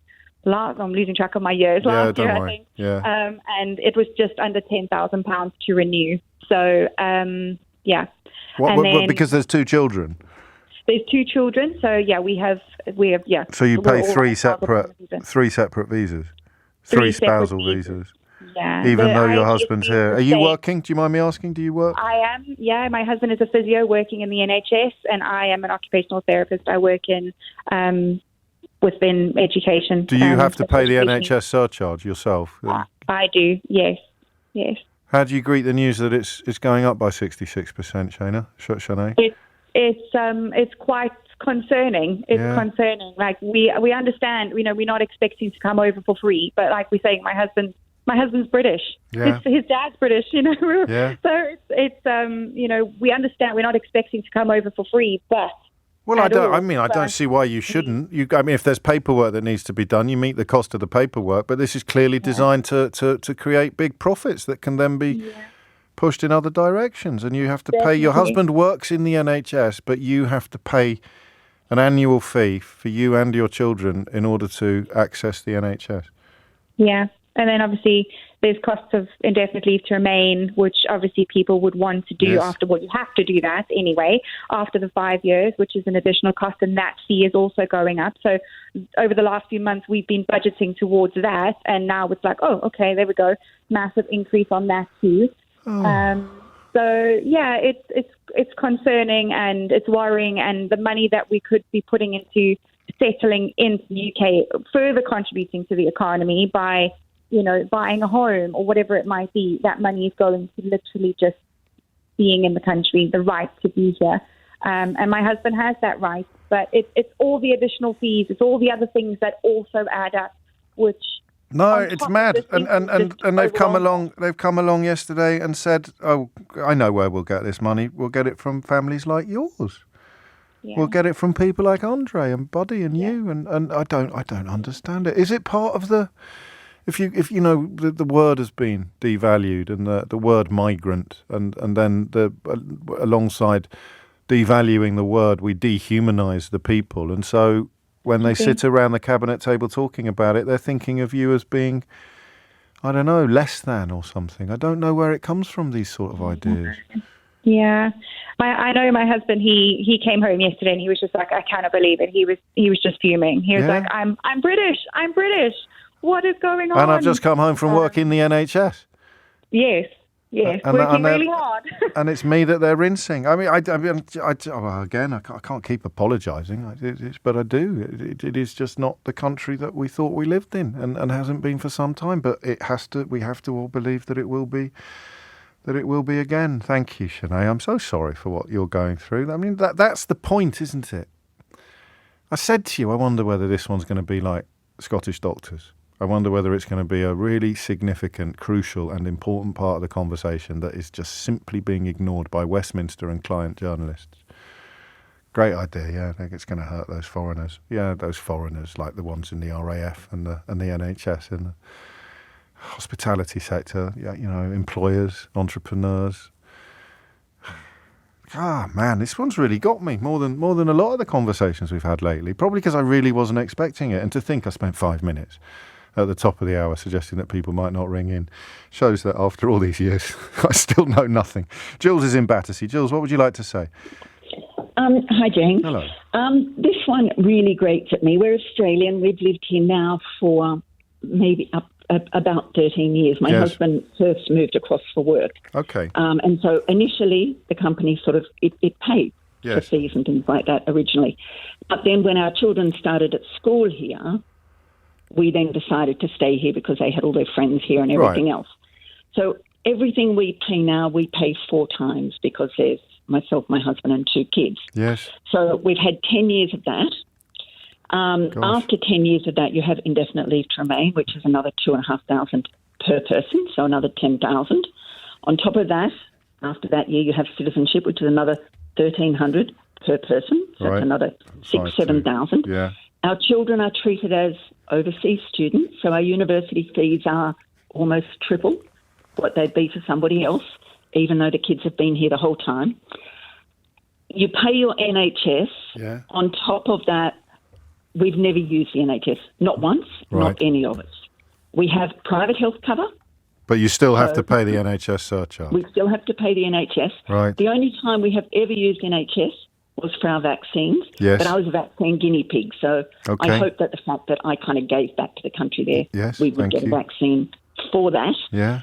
And we have honestly... Oh, and the other thing on top of that is whenever you put a visa in, they keep your passport. Of course, yes. Now, we have elderly parents in Australia. If we need to go, we need to go. Yeah. So we have had to retain our passports the whole time. Right. So in order to do that and to have your applications expedited, you pay an additional 100% fee. So on top of all of this, we have, honest to God, paid more than £100,000 in these fees.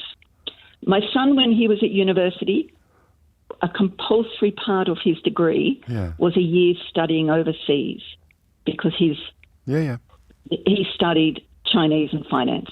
He had to do 2 semesters in China. Yeah. That put him back to 0-1 on his application. So he had to start the whole 10 years again because he was considered as being out of the country. So he starts from scratch. The clock gets reset. Starts from scratch. So he's still going. That's insane. So he hasn't got it yet. We all work. We are all in the highest paid tax bracket. We are now building a house in Europe, and we will leave very soon. And you'll take at the point. You'll take your money with you. We will take our money with us. So we have paid hundreds of thousands, or at least 100,000 in just tax. In fees. I'm sorry, in surcharge. In fees, yeah. And then in tax, you're paying, presumably, if you're all top-rate taxpayers, you're paying a hell of a lot more than that. So they will lose that every year going forward. Do you make... What would it be like in Australia for a British family in the same situation as you? Do you know? I don't know what fees they pay, but I think things like you just signed a trade agreement with Australia, or Australia's signed one with you. I think Australia did a lot better than England did in that one. They did. I've just been writing about it. They were laughing about it on Channel 9's breakfast show. They were actually laughing at how much they got and how little we got in return, but it doesn't get reported. It's ridiculous. Anything for Liz Truss to say, look what I've done, aren't I fabulous? So you're being chased out of the UK, really, by bureaucracy and... We're being pushed out. Pushed out. Pushed with a big digger. And we're losing, brilliant people. That's the bottom line, isn't it? By your own description, very big taxpayers. Bye-bye. Yeah. And on top of that, we've paid solicitors' fees the whole way through. Yeah. I'm a lawyer myself. Right. The amount of paperwork you have to do in this country, and we've lived in several countries. Yes. We've lived in Japan, we've lived in Hong Kong. We have never had to do anywhere near the amount of paperwork that you have to do in this country. Well, that's incredible. It is unbelievable. So for somebody who English isn't their first language, or somebody who doesn't have a solicitor to help them out, I cannot even imagine having to do all of that. It is unbelievable, the amount of work that is required. And on it goes. But I also think you will find countries like Australia will start tit for tat. And they will say to English people, okay, if you want your child to come and do a gap year in Australia, or you want to immigrate to Australia, then let's double your fees too. While people from other countries, people with more civilised immigration policies will also be reciprocated, which is another consequence of Brexit. Actually, unhitching ourselves from freedom of movement and the European Union means that we can be treated differently from everybody else. We can become unique pariahs on the world stage. And when you ask these politicians why they've put us in this position, they'll say, to keep people like you out of this country, Jules. I don't understand what the logic is. It's bonkers, right? Absolutely bonkers. They are pushing us out. Well, I'm sorry. I hope I give it a chance. You know, the government might change sooner rather than later, but whether or not the environment changes, I don't know. And that I'm going to be late for the news because it's important that I say this while it's still fresh in my mind. That is from right through. For someone who's worried that he's not going to be able to pay it, right, and is in the RAF, to someone whose family are paying hundreds of thousands of pounds in income tax every year, right through, right from Andre, who's struggling financially on his RAF salary, through to Jules and her family, who are, you know, clearly very wealthy. All of them, right, and everybody in between. That is insane politics, absolutely insane politics. But do you know what else it is? It's an inevitable consequence of the racism that got Brexit over the line and got this government elected. Because you know what they'll say to Andre and to Jules and to Buddy and to everybody else that we spoke to this hour? Do you know what they'll say? They'll say, oh, we didn't mean you. 12:05 is the time. Last hour that we spent together for a couple of weeks. I'm off for a fortnight, so make the most of it. The call is the last hour, a lot of you saying, just knocked it completely out of the park. And this is what I mean about, that's why I used the Scottish doctors as the entry point. It sounded weird at the time, right? But it's stuff we're just not finding out about. You're talking all this conversation about the British Medical Association and the government and the pay offer for doctors and the junior doctors strike, all of it unfolding. Every paper I checked, every single paper, none of them, not one of them, mentioning Scotland, mentioning the fact that in Scotland they just got triple the offer, and it looks like it will be enough to see off the threat of further strikes. And then in the second hour, all of this talk about immigration, this endless talk of immigration, all of it underpinned by the racists going, oh, I didn't mean you. I meant the ones Nigel told me about, the ones in his poster. I didn't mean you. I meant the ones I see on social media all the time. I didn't mean you. And actually, when you talk to people as equals and say, no, I do mean you, these stories come out in their droves. Really struck there by the ballot, by the stretch, the scale, the array from Andre to the last caller. Really struck by that, because it just means that this is a hostile environment for everybody who's foreign, even sort of big shot international lawyers and RAF personnel. But anyway, that's what you voted for, remember, because everyone knew exactly what they were voting for. Everybody always knows exactly what they are voting for. 7 minutes after 12 is the time. I'm going to do something silly for the last hour, I think. A bit of fun. Do you fancy a little bit of fun? Oddly, it's relevant to Andre as well, because an Air and Space Commander, that's a job title, isn't it? Air and Space Commander. Did you know that you could be in the RAF and be a Space Commander? A Senior Air Marshal, Harvey Smith, whose official title, Air and Space Commander. When I was a kid, I don't think I did want to be a Space Commander, actually, but it's the kind of thing you might say when you're about 8. What do you want to be when you grow up? Space Commander. It's a bit healthier, a healthier ambition than World King, we could probably agree. Anyway, he has said that the RAF now is experiencing serious problems with retention and a particular focus on military personnel who've served between 10 and 15 years, looking to move into another career. And one of the reasons given, and he's not the first senior member of the RAF to say this, or senior expert to say this, is how boring it is. When you're not in the air, the job is apparently mind-numbingly boring.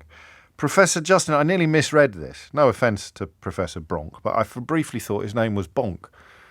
I thought we were going to be quoting Professor Justin Bonk of the Royal United Services Institute, but I haven't got my glasses on, and his name is actually Bronk, which isn't remotely amusing. Professor Justin Bronk of the Royal United Services Institute told the same conference that Air and Space Commander Smith was talking to, that he'd recently been talking to a fast jet major equivalent who explained why he was considering leaving the Air Force. And he said, I'm massively overpaid for the flying bit of my job. I do it for free. Hell, because that's how big shot fast jet pilots talk. They say, hell, I would pay for it myself. And he did. He said, hell, I would pay for it. I am grotesquely underpaid for the number of hours I have to work on mind-numbingly tedious other tasks and wading through bureaucratic rubbish. He said, if I want to be that stressed, I can make 3 times the money in the private sector, so I'll go and do that. If they want to make my job actually livable and sustainable, then I'd be delighted to continue flying jets for as long as they'll let me. So it struck me that if fast jet pilots, do you have to say fast jet? Is there such a thing as a slow jet? I suppose it's all relative. It struck me that if fast jet pilots finding 90% of their jobs mind-numbingly boring, then the rest of us are probably in quite a lot of bother. And it's 10 after 12. This may not be the only conversation we have. I'm just not sure I can face conversations about people pulling out their own teeth. Some stories jump out at you from the paper when you do what I do for a living, and you think, oh, that's an open goal. I'll get people to ring in and tell me about pulling out their own teeth. And we've done it. We have done it quite a few times. But the current producer of the programme is quite squeamish. She finds that kind of thing quite unpleasant well, I don't know what the word is to describe it, really. It just doesn't make necessarily very good radio. And I disagree. I think it makes great radio when people ring in to describe pulling out their own teeth. But I'm not sure it's what you want to hear at lunchtime on a Friday. So anyway, that's there. So I thought we'll have a look at that. It's a good story about some billionaires who've said they're not going to give their children any money. But then I thought, how many billionaires are going to be listening? Who's going to be able to comment on that? Are you a billionaire who's cutting your children out of the will because you want them to stand on their own 2 feet? Call me now on 0345 6060. It's probably not going to work. It's a good story in France about an education minister saying that pupils should have, I probably should have done this one, pupils should have marks deducted from their exams if they make spelling mistakes. I remember the first time that you told me spelling didn't matter. And I was still in my quite combative mode at the time, and I argued back furiously, but we may have a look at that. But I'm afraid that my inner 12-year-old wants to talk about boring jobs. Well, I mean, can we have a prize? Do you think should we get a board game or something?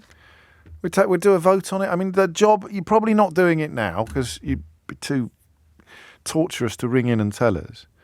But the fast jet pilot is a reference to a fighter pilot, says Martin. Thank you. That's probably what people are ringing in about, is it? Do you know, people are ringing in to tell me about pulling their own teeth out. I'm not even doing it as a topic. It's ridiculous. I want you to tell me the single most mind-numbingly boring job that any of us have ever done. And it's got to be special, you know. One of the weird things about retail, because you never would have thought, if I said to you who finds their job really boring, you would not have expected a fast jet pilot to put their hand up and say, you're not going to believe how boring my job is when I'm not in the air. When I'm in the air, it's the most exciting job in the world. Unpalatable was the word I was looking for. Thank you. Best inbox in the business. So retail can be very boring, but oddly, not if you've got nice colleagues. If you've got cool colleagues, almost every job in the world can be beyond better than bearable. It can actually be.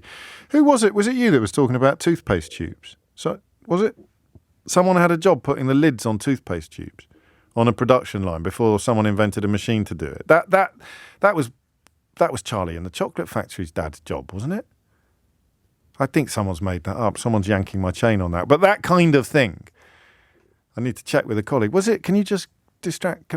Was it you? Did you talk about toothpaste? Did you talk about toothpaste tubes? People putting lids on But that's out of Charlie and the Chocolate Factory. That's not a real person. It's not. You know them personally. Your cousin had a job putting lids on toothpaste tubes. Are you sure that you weren't reading Charlie and the Chocolate Factory and got a bit confused? In Norway, your cousin in Norway had a job putting lids on toothpaste tubes, and then they invented a machine to do it, and they were out of a job. What do they do now? It's probably a fisherman. So there's a really good example of a boring job. You can tell we're live, can't you? Putting lids on toothpaste, which is literally something Roald Dahl took the mickey out of for it, didn't he? I'm not imagining the Charlie and the Chocolate Factory angle. The new trailer for the new Willy Wonka film looks absolutely brilliant. You are never, in a million years, unless you know already, in a million years, you are never, ever going to guess who's playing an Oompa Loompa in the new Timothy Chalamet Willy Wonka. Anyway, we digress. It's coming up to 12:15. Who among us And I'll get a mystery out board game for the winner. We'll all keep voting on who you think the winner is. The single most mind-numbingly boring job that any of us, there's nearly 1.5 million of us now, that any of us have ever done. What is it? And it's got to be extraordinary. So it can't, it's got to be extraordinary. The idea that anybody had to do it is going to strike the rest of us as almost unbelievable. All right? 0345 6060 973 is the number that you need. Who here has had the most boring job? And we're probably also going to talk a bit about spelling this hour as well. So don't worry if you don't like spending all your time in the shallow end. We'll probably have a conversation about that as well. But let's get that up first, all right? It's almost so boring you couldn't even get a computer to do it. What is that job that you did? It is 12:15. The number you need, 0345 6060 973. I'm not sure you should send these one in by text because they're going to throw. I mean, I just want to know more. Mick says I used to tend a maggot farm. What the hell does that involve? Tending a maggot farm. I need more. Cleaning customers' shoes every day. I don't. Well, we'll find out. Just looking at if on the day that we discover that jet pilots in the RAF consider their job to be mind-numbingly boring, except the bit when they're in the air.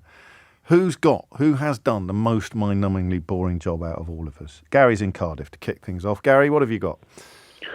I spent 6 weeks on a pea vibrator. Oh, yeah. Yeah. What? I mean, does it little holes, is it? And the peas... No. It was a vibrating shelf. Yeah. So the peas came up from the cooker onto the vibrating shelf. So they were cooked peas? They were cooked peas. It was a canning factory. Right. And there were 2 lines for canning. Yeah. So my job was to just watch these peas all day to make sure that they went down the lines. And what if they didn't?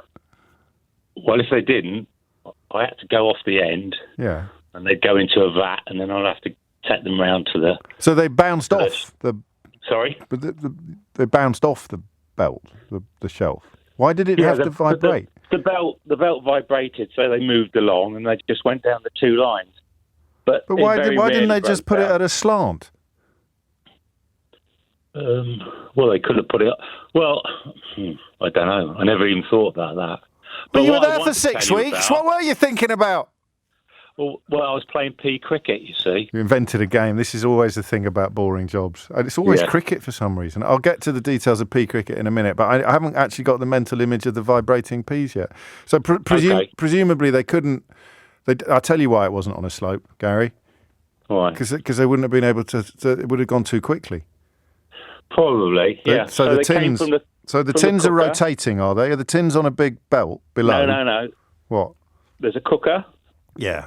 They go up on an escalator, so I'm about 15 foot in the air. Right. They then go onto the vibrating shelf. Yeah. They move along the shelf, and then there's 2 chutes. Yeah. For each of the 2 lines. They go down the lines and into the cans. So, yeah. Yeah. I'm still not sure what your job involved.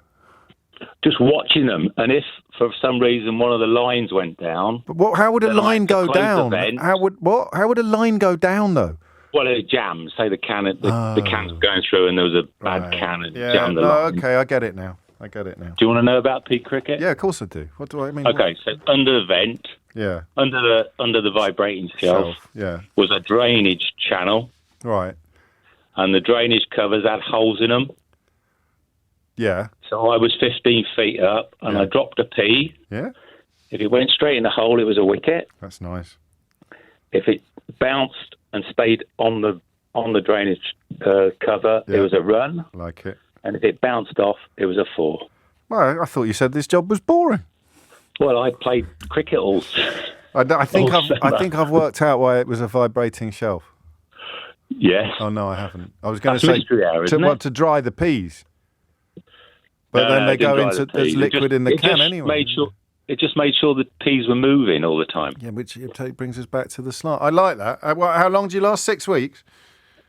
Well, I was in the job for 9 months, but I only spent 6 weeks on a vibrator. I love the idea of someone who's just tuned in. What was the record?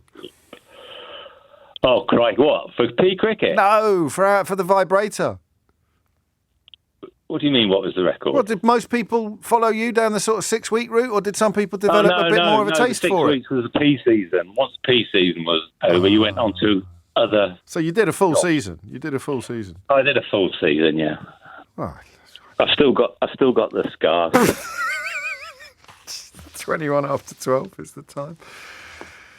I'm going to write that down, actually, and hope that no one stumbles across my notes later and wonders what the hell has been happening. The P, what was it? It was Gary and the P vibrator. Zzz. But add an S to that and you've got a band. Steve's in Ashbourne. Steve? Morning, James. How are you doing? Very well, mate. What have you got? So I was on a temporary contract working for, and I think it was Waterstones back in the day. Yeah. And I started just after Christmas, and my job was to all of the calendars they hadn't sold, pull the wire out the top of them and rip the calendars in half. And I had pallets and pallets and pallets to do. By hand? By hand. 8 hours a day or whatever it was. Oh, God. Standing there, and you couldn't even listen to radios because you weren't allowed to have any radios or earphones in. Why not? Because health and safety said that you couldn't have the earphones in. Cruel. Why did they have to... It's so nobody... If they I know that bit. I've worked that bit out. So you can't be knocking them out down the market. You know, you've only missed January, missus. Here you go. Have a brand new 2023 diary. There's 11 months left, and there's 11 months like that. But did they keep the metal or something as well? Yeah, so the metal was recycled and the paper was recycled. But as a job, it was the most mind-numbing job you could ever do. Well, it is literally one 30-second cycle repeated again and again and again for 8 hours a day? Yeah. How long did you last? I think I fulfilled the contracts at the time. 6 I'd got months? nothing else to do. Yeah, fair if play. I remember rightly, I did do the full contract. I bet when you got home and closed your eyes, you were still ripping up calendars, weren't you? Oh yeah, and you could even because of the vibration, of the constant vibration, your hands would be numb. Why was vibrating? Hang on a minute, it was the last fellow was vibrating. Why were you vibrating? Because when you're ripping something, you're creating a kind of if you like a friction. Yeah. So it's creating a sort of a movement. Yeah. And you would feel it in your hands. Oh yeah, of course you would. Yeah. Oh, flipping heck. And what was it? I mean, can you remember what the wage was? Doesn't matter really, does it? Oh, it was minimum wage at the time. This is going back probably 10 years, 15 years. So you lived to tell the tale. Were you allowed to keep any calendar? I bet they searched you on the way out as well, didn't they? No, in fairness, it was a very, very strict way. It was like a bit like the Amazon kind of warehouse. It was very, very strict. Yeah, you can't be messing around with that. And you can see why. I mean, the markup on those calendars is off the flipping charts. The last thing they want is a sort of snide supply making its way through the black market. Thank you, Steve. You're on the list. I mean, that's the P vibrators and the calendar rippers. Jackie's in Croydon. Jackie, what would you like to say? What have you got? Oh, hi. In the summer of 76. Is that a Bryan Adams song? We were students and we worked for the summer Sarson's Vinegar Factory. Oh, lovely. And 76 was boiling hot summer. It really was. And there was a plague of ladybirds. Oh. So sometimes your job was to watch the vinegar bottles go past on the conveyor belt. Right. And you had to watch there weren't any ladybirds in them. So you had to do that all day. And I never saw a ladybird. Ah. I think that takes it out of the boring, because surely after a while the excitement attached to the possibility of seeing a ladybird would have become quite considerable. I don't think I was looking all that carefully. No, but it's like being an explorer. I mean, if you were an explorer and you told me that you'd never actually found a previously undiscovered waterfall, I would say that's not a boring job, because there's always the possibility that around the next corner there's going to be an undiscovered waterfall, or in this case, a ladybird. So it was specifically ladybirds you were looking for? Yes, yeah. If you saw, that's what we used to say. If we saw a beetle or a fly, we'd keep quiet. That would stay in the vinegar? Because it was only the ladybird. And that was sitting on a stool, was it, for 8 hours, watching the vinegar go by? Yeah. Bottles go rattling by. You're on the list. And did you ever remove one from the conveyor belt in all that time? No, never saw a ladybird. And that was all. I think that's the weirdest job so far. I don't think it's the most boring necessarily. I think the calendar ripping is. Well, I don't know actually, because you had no physical. You're literally just sitting there watching stuff. Just sitting there, yeah. Watching. Did you chat? Could you talk to your sister? Were you allowed to chat? Oh yeah, we used to chat. Oh well, then I'm afraid you're out of the game then, Jackie. Sorry, that was you may as well have been having a cup of tea together, just with the added conveyor belt full of vinegar bottles. Craig, thank you, Jackie. Craig is in Lincoln. Craig, what have you got? Well, it wasn't actually the putting the tops on the toothpaste tubes, right? But one of the jobs I had in a factory, I was taking the tubes of toothpaste, empty tubes of toothpaste, out with my hands. Their sort of fingers into the empty tubes, and then putting them onto a rack that went through the machine to fill them. This is before they've got the nozzle on them, is it? No. The nozzle, they came in a box with the nozzle already on. But they haven't sealed the bottom then? No, and they haven't put the stuff in. So basically, it's an empty tube without the crimp on and without the toothpaste. What's the technical term for the sealed bottom? Oh, God knows. No, now. you just said the crimp on or something. The crimp, it's crimp, isn't it? Something like that. Yeah. So you pick them up. So what would you get? 3 at a time or something? You put four on each hand. Basically, that's what I'm saying. So you put a finger in each hole, but keep your thumb free. Put them on the machine. Slide your fingers out. They roll down a ramp and they go through the machine, get filled, get crimped, and some of that the other end of the machine. That's. I think you're in the lead because that's the Charlie and the Chocolate Factory job, really. Do you know why I was doing that job? No. I was waiting. I was trying to get into the Air Force to be a fast jet pilot, and that was the job I was. No, but it didn't happen. Didn't end up being a fast jet pilot. I had a big car accident just before I was due to start. Oh, I'm sorry, mate. That's all right, but I'm a long-haul airline captain now. Well, look at that. And I love that. So when you've managed to somehow bring the original source of the story back round into the way through. That's why I thought I had to phone in. And the toothpaste stuff. This was basically you. This was like this is you. This is you. This is my life. This is a story designed with Craig in mind. We've got an RAF fast jet pilot saying his job is mind-numbingly boring. I bet your job's more interesting than his now, because you don't have to do all the. It can be mind-numbingly boring as well. In the sky? Yeah, absolutely in the sky. If you're sitting there, it's sort of 4 o'clock in the morning, you're halfway over the Atlantic. Yeah. It can be numbingly boring. Is it is it also the case that if you're with colleagues who are funny, it's a lovely experience, but if you're with a slightly... Oh, absolutely. Yeah, it's weird. You wouldn't have thought of that. You wouldn't have thought of that for pilots, but actually it's because you're in an enclosed space for several hours at a time. If you're with someone annoying or boring, it's going to be torture, isn't it? Luckily, most of I'd say 98% of the people that I fly with are absolutely fantastic, so it makes it good. Well, let's hope. People are suggesting you deserve a Ray Liotta. I don't think you do you? Yeah, I do. Go on. No, you don't, though. Please. Well, really? I've already got the board game, because I won that a few years ago, a couple of years ago. So, pilot, you worked on a toothpaste production line. Toothpaste tube production line whilst waiting to be a fast jet pilot. No, that is. I'm afraid that is. You qualify. You do. I'm Ray Liotta, and you're listening to James O'Brien on LBC. If you build it, they will come. I wasn't expecting one of those today. No, see, it's made it all worth it. It's justified the whole sorry exercise. Have a good weekend. Amelia Cox is here now with your headlines. It is 33 minutes after 12.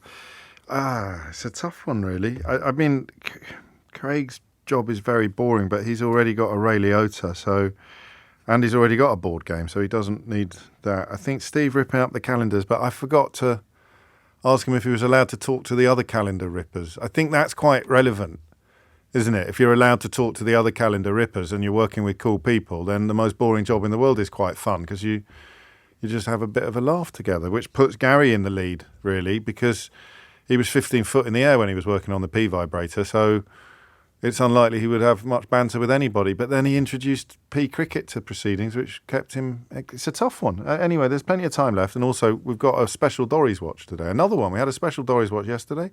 We've got a special Dorries watch today because it has reached the Houses of Parliament, no less. We'll do it shortly. 12:34 is the time. Is there something else I had to do before home time today? Maybe not. Neil's in Berkhamsted. Neil, what would you like to say? Hi, James. Good to talk to you. Likewise. So, when I was at university, quite a long time ago now, I had a summer job which was to inject jelly into pork pies. And sort of standing there for 8 hours a day on our feet, making 2 holes in the pork pies, injecting the jelly in one hole to get squirted out the other. Problem was it was very hot, so you didn't want to sit next to or stand next to the new guy because you would get sprayed with this hot jelly. Which is not very pleasant. Again, is it actually boring or is it unpleasant?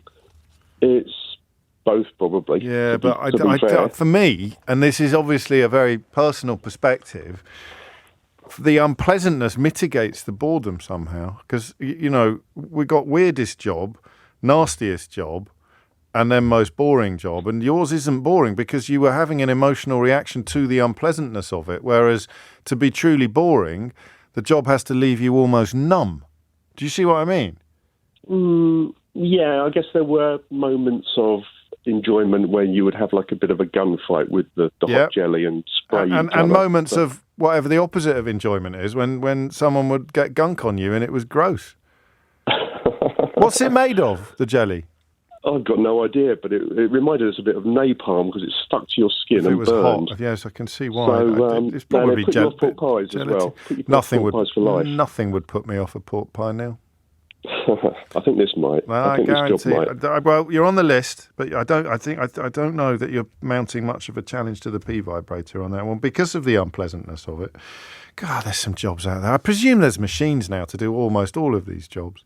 The toothpaste tubes, the pork pies, the P. I don't know. Probably the P vibrator's probably still there. Unless they've realised they could just put the P on a slight slope and then they wouldn't need the vibrator at all. Although, I grant you, it's possible I've misunderstood the engineering involved in that. The calendar ripping, if it's all being recycled, I don't know. Tony's in Bridgewater. Tony, what have you got? When I was a student a long time ago, probably 1969, I had a job in the school holidays sniffing for bad eggs. And this was in a factory that was producing bulk liquid egg for bakers and cake makers, that kind of thing. So, sniffing individual eggs? Well, yes, in a way. There was a long trestle of boxes of eggs, and they had to be put into little mini egg cups that were in a machine that were going along. A needle would come down and blow the egg into a little tray with a hole in the corner, and into a bigger tray with a hole in the corner, and then a bigger tray with a hole in the corner. So it was like a cascade of eggs coming down. And the job was to sniff in the top tray. So if you did get a bad egg, you could isolate it before it went into the bigger vat of liquid egg. Do you know, you're better than Gary, because I still can't picture the P vibrator. Can you? Could you picture it when he was describing it? No, I couldn't picture it. I couldn't picture it at all, Tony, but I can picture your egg sniffing apparatus. Being very naive in those days, I asked my supervisor, how will I know when I've got a bad egg? Yes. And they said, don't worry about it. They said, don't worry, you'll know. You'll know. And how often did you encounter a bad egg, roughly? Not very often. No, I wouldn't have thought you would, because you don't in real life, do you? Are you very... No, you don't. I was going to say that. I don't think I've ever had a bad egg. We keep chickens and we buy eggs from the supermarket, so never had a bad egg. But that wasn't the worst of it. I can remember they asked for volunteers in the factory. Yeah. And I can remember my father, who was in the RAF, saying, never volunteer. Yeah, go on. So I volunteered, and the other job to get me off that line, I didn't know what it was at the time. It was when the milk churns, they were in milk churns of eggs, came back from the factories, there'd be a residue of several inches, 3, 4, 6 inches. Eggy, you're talking about eggy residue? I'm talking about bad egg. This is eggs that have gone off. Yeah. Really. Coming back to things, so you had to knock the top of the churn off with a wire brush, clean it out with your brush, hose it down, and then put it on a steam carousel so it would be sterilised. Hideous. Well, you should have taken your dad's advice. That's not boring. That's disgusting. I don't know how boring egg sniffing is. The bit I haven't got, would you lean forward on each individual egg like a sort of... Yes, no, there's a carousel. As it comes about, blows an egg into a little stainless steel pot with a hole in the bottom. So there's a cascade coming down. So there'll be 3 trays. But then when you're sitting on a stool, are you? On a stool. And would you lean forward to sniff? You'd have to lean forward to sniff each egg, yeah? Yes. So that's quite fun. I've got that rhythm going now. I've got the pendulum and because sniff. there were seconds eggs that were being supplied, well, premium eggs. Yeah. When you took the cardboard sleeve off the papier-mâché trays, sometimes the eggs had split and they were full of weevils and all kinds. You had to sling them away. It sounds like you miss it, Tony. Either that or you're a natural storyteller. I just want to establish one more thing. Yes. Would you, I mean, you did encounter bad eggs, but would you often go for a whole day without encountering any? I really can't remember now. It's so long ago. But you definitely encountered some bad eggs. We've encountered some, yeah. Because it's sulphurous, isn't it? That's the smell. Because you had to then isolate it, wash the machine down. I don't know if this is a bit like Jackie's Ladybird watch, is that there's a bit of jeopardy involved in this. You have got the unexpected is part of the job, isn't it? Yes. So it's not that boring. It's not as boring as if your job was just to, I don't know, just watch the eggs. Another story in the same factory was I was working on the carousel and I was supposed to be working overtime from 8 in the morning till 10 at night. And my kind of supervisor said, he said, I don't need you till 10 o'clock. Go home, clock out at 5. Don't clock out. I'll clock you out at 10 o'clock. Oh, that's very nice. We all like supervisors like that. And he said that. And then I went out to the pub with some mates. Excellent. And I heard a police car coming down the road, and I thought, "Oh my God, they're coming to get me!" And I was so nervous all night.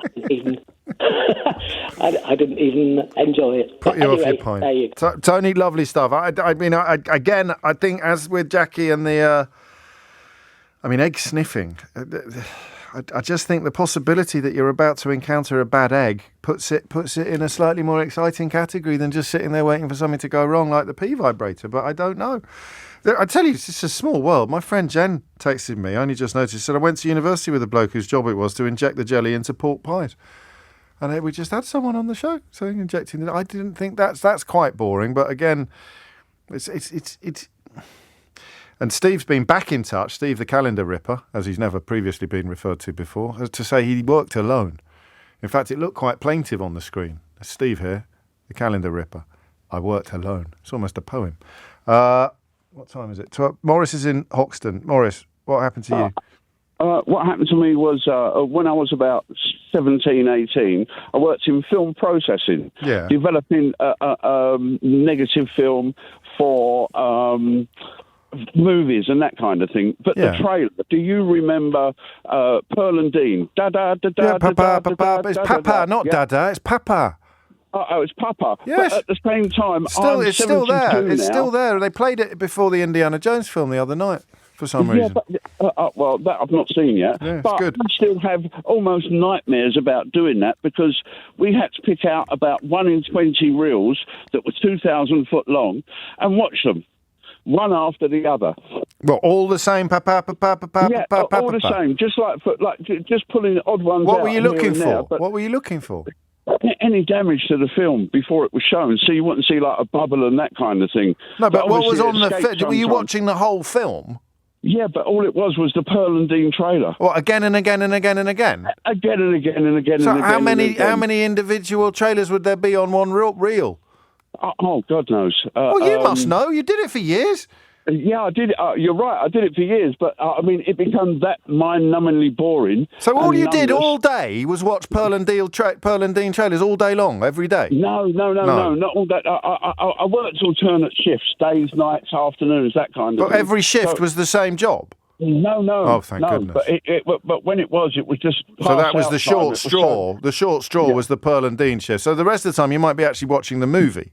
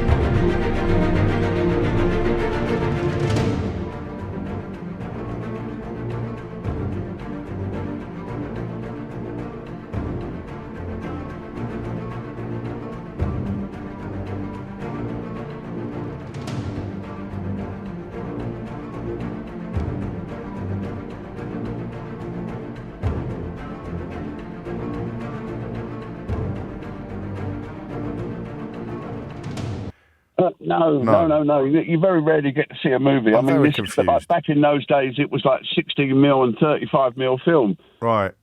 So the whole thing, although on the plus side, the part that wasn't boring was that I was quite highly paid. Yeah, but but back then you needed humans to do it. You probably wouldn't now. Well, you wouldn't be using it. It would be digital now anyway, wouldn't it? Everything would be digital in that way. How long did you do it for? How long did you do it for, Maurice? Nearly 5 years. Really? Yeah, 5 years, but as I say, I'm 72 now, and I still, every time I hear a peak of that sound, it brings me back to then. In a bad way? Well, not in the best of ways. I don't fall down crying and that kind of thing. No, but it's not nostalgia either. You're not going, those were the days. You're not going... a little bit. They were the days then. It was like the top end of the 60s, so the whole world was changing. With me, cool. I started work at River Island, and they played like old-fashioned music, like Mac the Knife. You remember Mac? Which is a great... Yeah. And so for the first few days I was there, I thought, this is great. I love all this music. And then of course, it's the same tape on a loop all day, every day. It was years before I could hear Mac the Knife again without a sort of weird kind of reflex reaction of repulsion. But you're on. I like it. I don't know if it was that boring because it wasn't every shift, was it? No, it wasn't every shift, to be fair. But nonetheless, it is, as I say, that was when I was like 17, 18, and I'm 72, and it still gets me. And it's still there. Well, it would be. It's like baked into your consciousness, all part of your memory. Morris, thank you. You're on the list. I think the P vibrator's still ahead, though. Do you? I mean, tell me, by all means, feel free to vote. It's got quite a lot to get through in the next bit, actually. We've got a little clip of this week's Full Disclosure, and we've got to do Dorries Watch because it's reached the House of Commons, would you believe? And obviously would like to squeeze in a couple more of these before we pick a winner.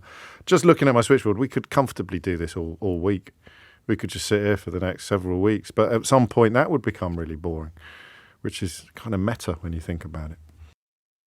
It's 12:48. Very popular, this. Makes me wonder why I bother with all the grown-up stuff and the political analysis and the unerringly accurate political predictions. Honestly, you'd rather just talk about P vibrators and egg sniffers. I had a job. This is from Darren in Preston. Watching paint dry. Yeah, of course you did pull the other one. But he does. It was in a stove enamellers. It was a serious job. You had to make sure there were no orange peel effects on the drying painted surfaces. So Darren literally had a job watching paint dry. That's extraordinary. Ian's in Liverpool. Ian, what have you got? I actually had a job of pulling toilet roll all day. All day? So basically, when you go into nightclubs, restaurant, bars, you might see a toilet roll called Smart One. Yeah. Which is just one sheet of paper. Yeah. When we first developed that, we had no way of testing it. So what we did was, at the end of the production line, we set up basically the dispensers, and we would sit there and just pull for 12 hours just to make sure it didn't get stuck. How long did you do that for? Only for about 6 weeks until we were sure that just would work. Until you'd reached the prototype approval level. But you couldn't speak to anyone because it was production lines. We'd had ear defenders on. Is it because it's juddering away? It's juddering away. Yeah. And it's a two-handed job? There's two. One, because you have to do it with one hand and then mark it down to make sure every sheet was recorded to make sure it was okay. Well, how long was a sheet? Well, basically, you're talking 1,000 for each dispenser. So no, the phone line's gone. I want to ask you a few more questions, but the phone line isn't great, so I don't know that I can. I've just tried. So it's in the dispenser. No, so if you start with something called, I can't do it. The phone line's driving me nuts. Put your phone up to your ear. Put your phone up to your ear properly. It is. No, it isn't. Do it again. That's better. So it'd come down the production line. You would pick one off, put it into the machine dispenser, and just sit there and pull and pull and pull. And it is. So you were randomly picking them. Yes, randomly picking them. So you take it off, and it's a roll, is it? Yeah. It's a circular roll when it's coming down the production line. Yeah. You pick it off, you drop it in the dispenser, and then you literally yank it. Yes, like you would do in any toilet. How long would it take per? How long would it take? What did you have a record? Did you break? Did you compete? Could be a sport. The only thing no. The only thing you recorded is if it got stuck, and then it very rarely did. So you just sit there all day. You couldn't listen to any music. You couldn't speak to anyone. Was it boring? Was it actually boring? Mind-numbingly boring. Well, yeah, it sounds pretty boring because there's literally no variation, and you do that for a whole shift, No. do you? You do that for the whole shift. Yeah, I think that is And really let's say, because with production line, you had your ear defenders on, you had PPE, so you couldn't actually speak to anyone. Did you have to sit as if you were on the toilet? Did you have to do it at an angle? Like, no. Well, that's quite a schoolboy error, I'd have thought, because it's all because the physics of it. It might be all right if you're pulling it vertically, like straight ahead of you. But if you're leaning to the right or the left and you're pulling it at an angle, you might have had a slightly different. Yeah, it could be the ergonomics. So you were on a chair and the dispenser was directly in front of you, and you just pulled and pulled and pulled and pulled. Yeah, all right. That's really, really boring, man. Isn't it? That's really boring. Yeah, okay. It's between you and the P vibrator at the moment. It's going to be a tough decision if it carries on like this. The other jobs were surprisingly interesting. I thought some of them were. The egg sniffing. Anyway, we better do this. Let me just do the calculation. I forgot to do the calculation yesterday. So it's 9. 30 minus 9 is 21, plus 14 is 35. All right, are we ready for this? Dorries. Watch. It is now 35 days since Nadine Dorries vowed to resign as a Member of Parliament with, and I quote, immediate effect, end quote. Comedy pause. Nadine Dorries is still an MP. And in an exciting development, yesterday, thanks to Tangam Debonair in the House of Commons, Nadine Dorries Dorries' watch reached Parliament. I hope the leader had an enjoyable evening yesterday at the Prime Minister's so-called unifying hog roast in Downing Street. I do wonder if she managed to catch up with a member for Mid-Bedfordshire. You wouldn't think it if you've been looking out for her in Parliament, but I understand she's been pretty busy. She's failed to turn up here for over a year, but she's had time to present her own TV show, write her own Daily Mail column, and I gather even pen a book. A lot to fit in between strops over being denied a peerage. And on that, the Cabinet Secretary said he's referred the member to the Government Chief Whip over reports that she sent forceful messages to civil servants about her non-peerage. He also said he was seeking further advice on whether the Honours (open brackets Prevention of Abuses close brackets Act could come into play. Could the leader clear this mess up? Tell us if this is being properly investigated. Because, Madam Deputy Speaker, despite all of this, the Prime Minister is still happy for the member to be listed as a Conservative MP. Is this all people can expect from their Tory representatives? She said she'd resign with immediate effect. Does the leader have an update for the people of Mid-Bedfordshire? Perhaps a dictionary definition of the word immediate for the member? When will the people she's supposed to represent finally get the chance to elect a Labour MP who'll actually show up for working people? I told you years ago that she was irredeemably awful, and you wouldn't believe me, would you? And now it's not even a debate anymore, is it? Anyway, that's the end of today's Dorries. Watch. 2 weeks off now. What do you reckon? Do you think we'll be still doing Dorries Watch when I get back, or do you think that it might have actually come to a juddering halt? Anyway, this week's Full Disclosure is with the comedian and author Shaparak Khorsandi, who is, I mean, she's always fascinating and she's always wonderful company, but she's had a relatively late in life diagnosis of ADHD, which has proved to be completely transformative, and it forms quite a large part of our conversation and of her new book, Scatterbrain. But here's a little taster. Secondary school was traumatic. Yes. Every single day. There was violence every single day between the students. Even I got into a fight. This girl attacked me, and she wasn't banking on the fact that I've grown up scrapping with a big brother. So even though I was one of the quiet kids, I can scrap. Yeah. And that gave me a little window, I remember, where the cool kids, the tough kids, were like, we're all on your side, Shaparak, rematch after school. And I was like, oh, God. I am not fighting in school. So I went out the back. It was really tough, and it was clock watching, just counting the minutes, seconds. And eventually I told my dad like how horrible school was and how I was getting picked on a lot. And he said, there's a phone box in the school. Anytime you want, give me a call from the phone box, I'll come and pick you up. And that was brilliant, because I never took him up on it. Sure, but it was there. It was there. I had this experience that I was reading Steve McQueen's, an interview with Steve McQueen, And the way he was talking about his school days was very similar to mine. He was talking about, he was a black kid in a school where he was dyslexic. He wanted to do art GCSE, but they were trying to encourage him to do a plumbing course instead. And it was so familiar to me, this experience, that I looked it up, and he went to my school. No way. He was 2 years above me. It was the same school. And then I had a chance encounter a couple of years ago with one of the teachers of that school, who saw me in a restaurant on the Isle of Wight. And he said to me, "Chaperette, do you remember me?" I immediately said, "Of course I remember you. That school me up." And he said, "Do you want to have a cup of tea when we get back to Ealing?" And we had a cup of tea, and oh my God, it was amazing, because the time I'm talking about is the 80s, yes. Right? And he said to me, he told me some stuff that he knew was the truth about that school. Right. He told me that he'd also spoken to Steve. Right.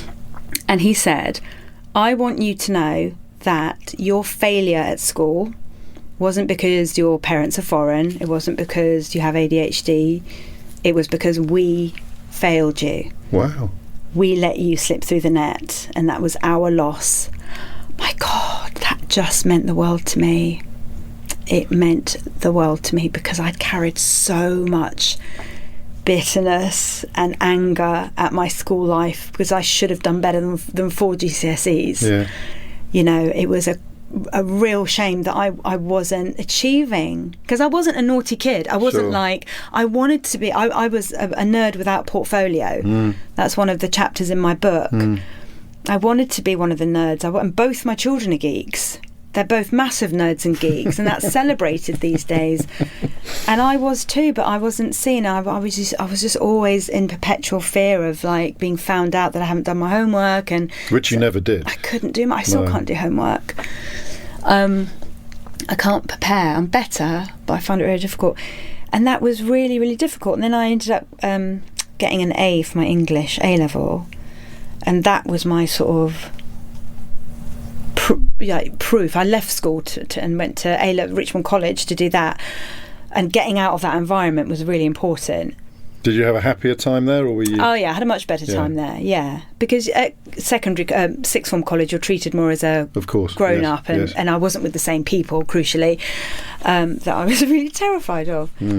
So that was my certificate. You're not thick certificate. Oh, she's a lovely woman, a lovely person, and it's a wonderful book, Scatterbrain, which you should definitely check out. But listen to Full Disclosure first. That's it from me for today. I'm off for 2 weeks now, so do try to be kind to Lewis Goodall's in next week. I'm not sure who's in the week after that, but I'll be back, don't you worry. If you missed any of today's show, you can listen back on Catch Up on Global Player, where you can rewind live radio or enjoy the whole show podcast. All LBC shows there, as well as the world's biggest podcast, including, of course, Full Disclosure. So rewind live radio on Global Player. Download for free from your app store or head to globalplayer.com. It's Tom Swarbrick at 4 and Sheila Fogarty now. And Sheila Fogarty now. And Sheila Fogarty now. And Sheila Fogarty now. And Sheila Fogarty now. And Sheila Fogarty now. And Sheila Fogarty now. And Sheila Fogarty now. And Sheila Fogarty now. And Sheila Fogarty now. And Sheila Fogarty now. And Sheila Fogarty now. And Sheila Fogarty now. And Sheila Fogarty now. And Sheila